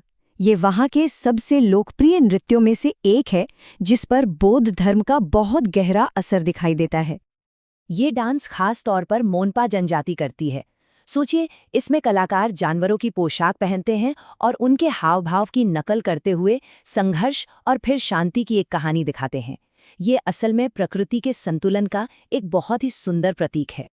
अगला है अजी लहमू, और ये सिर्फ एक डांस नहीं है, ये तो एक पूरा का पूरा नाट्य प्रदर्शन है, एक तरह का थिएटर। इससे मोनपा और शेरदुकपेन जनजातियां परफॉर्म करती हैं। और सबसे दिलचस्प बात क्या है, ये असल में हमारे महाकाव्य रामायण का ही एक तिब्बती वर्जन है। इसमें जो भी शाही किरदार होते हैं ना, उन्हें दिखाने के लिए खास मुखौटों का इस्तेमाल होता है। पूरी कहानी सिर्फ 5 मुख्य किरदारों के इर्द गिर्द घूमती है, और इन 5 में जो सबसे अहम किरदार है उसे कहते हैं न्यापा। चलिए, अब उन नृत्यों की तरफ चलते हैं जो समुदाय और फसल से जुड़े हैं, मतलब जो फसल कटाई के वक्त किए जाते हैं। ये डांस असल में प्रकृति को धन्यवाद कहने और आपसी भाईचारे को और भी मजबूत करने का एक तरीका है। इनमें से एक है पोनुंग। ये एक बहुत ही सुंदर नृत्य है जिसे आदि जनजाति के लोग सोलुंग फसल उत्सव के दौरान करते हैं। जरा इसकी तस्वीर अपने मन में बनाइए। आदि जनजाति की महिलाएं एक दूसरे का हाथ पकड़कर एक गोल घेरा बनाती हैं, और ये उनके सोलुंग फसल उत्सव का एक बहुत जरूरी हिस्सा है। और हाँ, उस घेरे के बीच में एक खास व्यक्ति होता है जो पूरे डांस को लीड करता है, और इसी खास व्यक्ति को मिरी कहा जाता है। मिरी असल में एक पुरुष कथावाचक और मुख्य गायक होता है। वो घेरे के बीच में खड़े होकर एक म्यूजिकल इंस्ट्रूमेंट बजाता है और साथ साथ कहानियां सुनाता है। कमाल है ना? अच्छा, इसके बाद आता है चालो। ये नोंगटे जनजाति का एक और बहुत ही जरूरी फसल उत्सव का डांस है। चालो नृत्य होता है लोकू त्योहार के दौरान। लोकू का मतलब ही है मौसम का त्योहार। तो आप समझ सकते हैं कि ये नोक्टे समुदाय के लिए कितना अहम त्योहार और नृत्य होगा। अब आते हैं उन नृत्यों पर जिनका मकसद सिर्फ एंटरटेनमेंट नहीं है। ये वो डांस हैं जो देवताओं को खुश करने और बुरी आत्माओं को दूर भगाने के लिए किए जाते हैं। इनका एक गहरा आध्यात्मिक पहलू है। इसी कड़ी में है पोपेर नृत्य। ये गालो जनजाति के मोपिन त्योहार के दौरान किया जाता है। इस डांस का मुख्य मकसद है देवी मोपिन को प्रसन्न करना, उनसे आशीर्वाद लेना। और इसकी सबसे खास पहचान क्या है पता है? इसमें डांस करने वाले सफेद कपड़े पहनते हैं और एक सफेद दुपट्टा लहराते हैं। ये इसकी पहचान है। अगला नृत्य है बुइया। ये एक ऐसा अनुष्ठानिक डांस है जो पूरे परिवार की भलाई और खुशहाली के लिए किया जाता है। इसके स्टेप्स देखने में बहुत सिंपल लगते हैं, लेकिन उनका मतलब बहुत गहरा है। पुरुष और महिलाएं सब मिलकर एक लाइन बनाते हैं, फिर वो एक साथ घुटनों के बल बैठते हैं और फिर समृद्धि और खुशहाली की कामना करते हुए एक साथ खड़े होकर कूदते हैं। एक बहुत ही सुंदर और सरल प्रार्थना। और अब चलते हैं हमारे आखिरी और शायद सबसे शक्तिशाली नृत्य की ओर। ये है तापू, आदि जनजाति का वॉर डांस यानी युद्ध नृत्य। ये डांस सिर्फ आधी जनजाति के पुरुष करते हैं। इसमें जोर जोर से युद्ध के नारे लगाए जाते हैं। दाओ यानी अरुणाचली तलवार का प्रदर्शन होता है और इसका एक ही मकसद है बुरी आत्माओं को डराकर भगा देना। इसमें बहुत जोश और ऊर्जा होती है। तो हमने कितने अलग अलग तरह के डांस देखे हैं ना। कोई कहानी सुना रहा है, कोई फसल का जश्न मना रहा है, तो कोई आत्माओं से जुड़ा है। ये सब भले ही अलग अलग हों, लेकिन ये सब मिलकर एक जीती जागती सांस लेती हुई सांस्कृतिक विरासत बनाते हैं। तो चलिए फटाफट एक बार सब याद कर लेते हैं। जानवरों की नकल वाला डांस, शेर और मयूर नृत्य। रामायण का वर्जन वो है अजी लामू, जिसमें मिरी नाम का पुरुष गायक होता है पोनुंग। सफेद दुपट्टे वाला पोपेर और तलवार के साथ युद्ध नृत्य वो है तापू। हो गया ना यार? हिमाचल प्रदेश की खूबसूरत वादियों में इसे देवभूमि यूं ही नहीं कहते। यहाँ के हर कोने में, हर मोड़ पर एक कहानी है। लेकिन आज हम पहाड़ों की ऊंचाई नहीं नापेंगे, बल्कि वहाँ की संस्कृति की गहराई में उतरेंगे और जानेंगे हिमाचल के कुछ बहुत ही अद्भुत पारंपरिक नृत्यों के बारे में। और पता है, ये कहानी बहुत ही दिलचस्प है। जरा सोचिए, एक ही प्रदेश में एक तरफ एक ऐसा डांस है जो शांति और एकता के लिए वर्ल्ड रिकॉर्ड बनाता है, और दूसरी तरफ एक ऐसा डांस है जो सीधे महाभारत के युद्ध की याद दिलाता है ना कमाल की बात? तो चलिए हिमाचल के इन दो बिल्कुल अलग अलग रंगों को थोड़ा और करीब से देखते हैं। तो सबसे पहले बात करते हैं नाटी की। ये सिर्फ एक डांस नहीं है, बल्कि ये हिमाचल के लोगों की एकता, उनकी कम्युनिटी स्पिरिट का एक जीता जागता प्रतीक है। इस नंबर को जरा ध्यान से देखिए, 20,000 से भी ज्यादा लोग। सोचकर देखिए, जब कुल्लू में इतने सारे लोगों ने एक साथ एक ही लय में नाटी की तो क्या हुआ? सीधा Guinness book of world records में नाम दर्ज हो गया, सबसे बड़े लोक नृत्य के तौर पर। तो ये सिर्फ एक रिकॉर्ड नहीं है, ये इस बात का सबूत है कि ये डांस लोगों को कैसे एक दूसरे से जोड़ता है। नाटी की जो असली खूबसूरती है ना, वो इसकी सादगी में है। ये कुल्लू, शिमला, सिरमौर मतलब कई इलाकों में किया जाता है, और इसकी चाल बहुत धीमी, एकदम लहर जैसी, जैसे पहाड़ों में धीरे धीरे हवा बह रही हो। और मजे की बात यह है कि इसकी एक नहीं 7 से भी ज्यादा अलग अलग किस्में हैं। साथ में बजते हैं कर्नल और रणसिंगा जैसे ट्रेडिशनल इंस्ट्रूमेंट्स। बस एक बार कल्पना करके देखिए, ऊनी चोला और कलगी वाली हिमाचली टोपी पहने लोग जब एक साथ इतनी धीमी गति से नाचते होंगे, कितना खूबसूरत, कितना शांत नज़ारा होता होगा। लेकिन अब जरा सोचिए, क्या हो अगर कोई डांस एकता की जगह युद्ध का प्रतीक हो?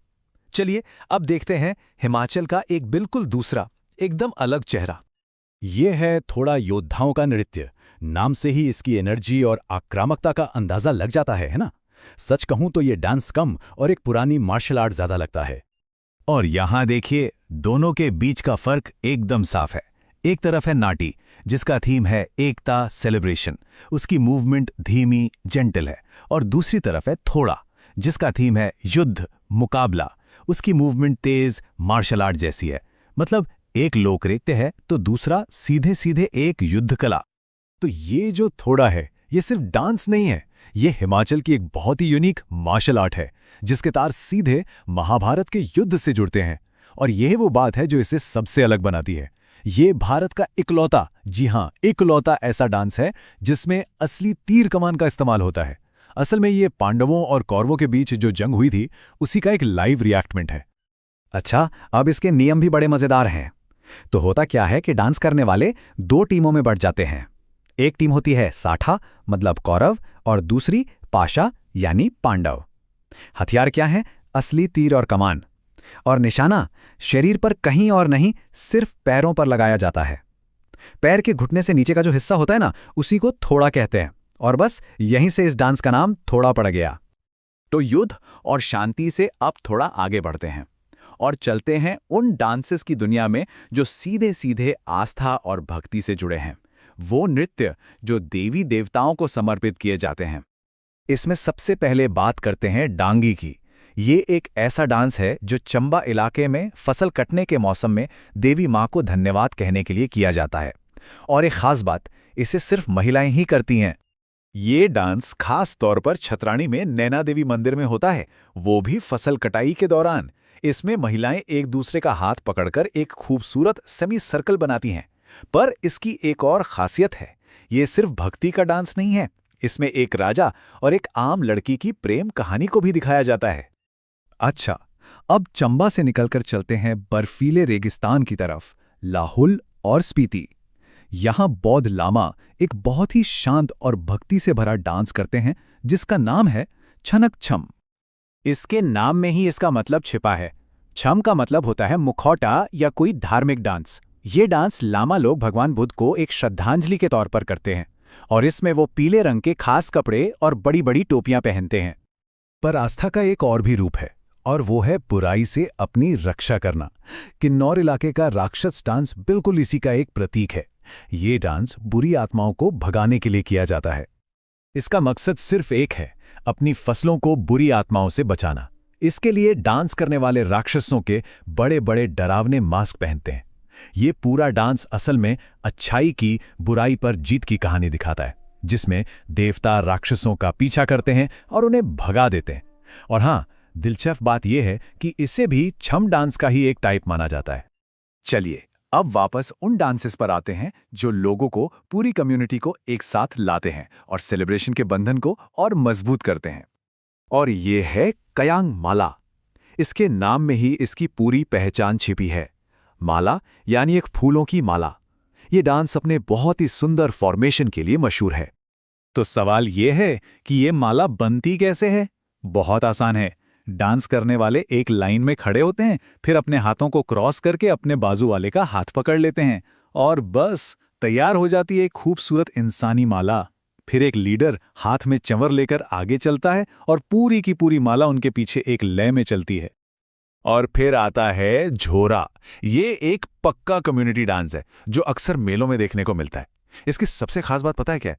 इसमें जो गाने गाए जाते हैं वो सवाल जवाब के फॉर्मेट में होते हैं, जिससे ये बहुत इंटरैक्टिव हो जाता है। तो हमने देखा कि हिमाचल के ये डांस सिर्फ एंटरटेनमेंट के लिए नहीं है, ये तो वहाँ के इतिहास, वहाँ की आस्था और लोगों के बीच के जुड़ाव की एक जिंदा विरासत है। तो चलिए एक फटाफट रिकैप करते हैं। गिनीज रिकॉर्ड और धीमी चाल, नाटी, तीर कमान और महाभारत, थोड़ा, नैना देवी मंदिर और फसल कटाई, डांगी, बौद्ध लामा और पीली ड्रेस, छनक छम, डरावने मास्क और बुरी आत्माएं, राक्षस डांस और इंसानों की माला, बिल्कुल सही, कयांग माला। एक ऐसी जगह जहां नृत्य, ढोल और युद्ध कला एक साथ सांस लेते हैं। और हाँ, आज का हमारा ये विश्लेषण एक डीप एग्जाम स्क्रिप्ट जैसा होगा। मतलब हर जरूरी बात आपको आसानी से याद रह जाएगी। अगर मणिपुर की कला को एक लाइन में समझना हो तो वो ये है, रास लीला और युद्ध कौशल का संगम। मतलब एक तरफ कोमलता, दूसरी तरफ शक्ति, और दोनों का क्या अद्भुत मेल है। पता है मणिपुर को भारत का गहना या ज्वेल ऑफ इंडिया क्यों कहते हैं? क्योंकि इसकी कला, इसका संगीत, इसकी परंपराएं सच में किसी खजाने से कम नहीं है। तो चलिए आज इसके कुछ सबसे मशहूर और हाँ एग्जाम के लिहाज से भी इम्पॉर्टेंट आर्ट फॉर्म्स को करीब से देखते हैं। तो चलिए सबसे पहले बात करते हैं कोमलता की, दिव्य रासलीला की। ये भारत के 8 क्लासिकल डांसेस में से एक है और पूरी दुनिया में मशहूर है। मणिपुरी नृत्य को जागोई भी कहते हैं और इसकी आत्मा बसती है राधा और कृष्ण की प्रेम कहानी में। इसकी स्टाइल इतनी ज़्यादा सॉफ्ट और फ्लूइड है कि उसे लास्य कहते हैं। और एक बहुत ही अनोखी बात, इसमें घुंघरू नहीं पहने जाते ताकि कदमों की वो कोमलता, वो सॉफ्टनेस बनी रहे। अच्छा, अब देखिए मणिपुरी डांस की सबसे बड़ी पहचान, ये है पोटलोई या कुमिल। ये एक स्टिफ सिलिंड्रिकल स्कर्ट है जिसे पहनकर डांसर ऐसी लगती है मानो जमीन पर फ्लोट कर रही हो। सच में एक जादुई इफेक्ट आता है इससे। तो सवाल ये है कि इस खूबसूरत डांस को दुनिया भर में पॉपुलर किसने किया? इसका श्रेय जाता है महान कवि गुरुदेव रवींद्रनाथ टैगोर को। उन्होंने इसे शांति निकेतन में जगह दी और इसे एक ग्लोबल प्लेटफॉर्म दिलाया। तो ये तो थी कोमलता की बात। अब रुख करते हैं शक्ति की ओर। जानते हैं मणिपुर की मार्शल आर्ट हेरिटेज यानी योद्धाओं की कला थांग टा के बारे में। नाम है थांग टा और इसका मतलब समझना बहुत आसान है। थांग मतलब तलवार और टा मतलब भाला, स्वॉर्ड एंड स्पीयर। बस यही 2 चीजें इस आर्ट फॉर्म का बेस हैं। थांग टा का एक और नाम भी है, होयन ललोंग। इसका मतलब होता है द आर्ट ऑफ वॉर या युद्ध की कला। तो नाम से ही साफ है कि ये सिर्फ एक परफॉर्मेंस नहीं बल्कि एक सीरियस मार्शल आर्ट है। और एक बात जरूर याद रखनी चाहिए कि इसके परफॉर्मर्स सिर्फ डांसर्स नहीं बल्कि वॉरियर्स होते हैं। वो असली तलवारों और ढालों से मॉक फाइट्स करते हैं जिसमें अटैक और सेल्फ डिफेंस दोनों सिखाया जाता है। और पता है, अब तो ये खेलो इंडिया गेम्स का भी हिस्सा बन गया है। इससे इसकी इंपॉर्टेंस का अंदाजा लगाया जा सकता है। तो हमने कोमलता देखी, शक्ति देखी, अब बारी है रिदम यानी लय की। चलिए अब बात करते हैं मणिपुर के हाई एनर्जी और एक्रोबैटिक ड्रम डांसेस की। और इसमें सबसे पहले आता है पोंग चोलम। इसका दूसरा नाम है the roar of the drum यानी ढोल की गर्जना। नाम से ही जोश और एनर्जी फील हो रही है ना? पर पोंग चोलम को दुनिया के सबसे डिफिकल्ट डांसेस में से एक क्यों मानते हैं? जरा इमेजिन कीजिए, एक आर्टिस्ट है जिसके गले में एक ढोल है। वो उस ढोल पर कॉम्प्लेक्स रिदम बजा रहा है और साथ ही हवा में उछल भी रहा है, घूम भी रहा है। और कमाल की बात यह है कि वो जमीन पर लैंड करता है बिना एक भी बीट मिस किए। सच में कमाल है। अच्छा, मणिपुर में रिदमिक डांसेस और भी हैं, जैसे पोंग चोलम जिसमें छोटे ड्रम यानी पोंग के साथ एक्रोबैटिक्स होते हैं। फिर है ढोल चोलम जो होली यानी याओशांग के त्योहार पर बड़े ढोल के साथ होता है। और एक है नूपा पाला जिसमें पुरुष सिंबल्स मतलब करताल बजाते हुए ग्रुप में गाते और नाचते हैं। और अब हम आ गए हैं अपने सफर के आखिरी पड़ाव पर। यहाँ हम जानेंगे मणिपुर के सबसे एंशिएंट डांस फॉर्म के बारे में। ये सिर्फ एक डांस नहीं, एक रिचुअल है, एक अनुष्ठान है जिसमें क्रिएशन की, सृष्टि की गूंज सुनाई देती है। इस डांस का नाम है लाई हरोबा। और इसका मतलब क्या है? इसका मतलब है merry making of the gods यानी देवताओं का उत्सव। नाम से ही इसका स्पिरिचुअल कनेक्शन साफ पता चलता है। और एक बहुत ही इंटरेस्टिंग फैक्ट, लाई हरोबा की परंपरा इस इलाके में हिंदू धर्म के आने से भी पुरानी है। जी हाँ, ये मणिपुर के एंशिएंट सनामाही फेथ से जुड़ी है। मतलब इसकी जड़ें बहुत बहुत गहरी हैं। तो इस रिचुअल के अंदर होता क्या है? इससे लीड करती हैं प्रीस्टेसेस जिन्हें माइबी कहते हैं। ये पूरा डांस असल में यूनिवर्स के क्रिएशन की कहानी को रीएनेक्ट करता है और ये सब किया जाता है उमंग लाए यानी फॉरेस्ट डिएटीज को खुश करने के लिए। तो चलिए एक क्विक रीकैप हो जाए हमारे एग्जाम बूस्टर के साथ। जब भी पोटलोई और टैगोर का नाम सुने, याद रखिए मणिपुरी डांस। तलवार और भाला, वो है थांग टा। एक्रोबैटिक्स और ड्रम, बिल्कुल पोंग चोलम। और आखिर में देवताओं का उत्सव और माइबी, ये है लाई हरोबा। है ना एकदम सिंपल?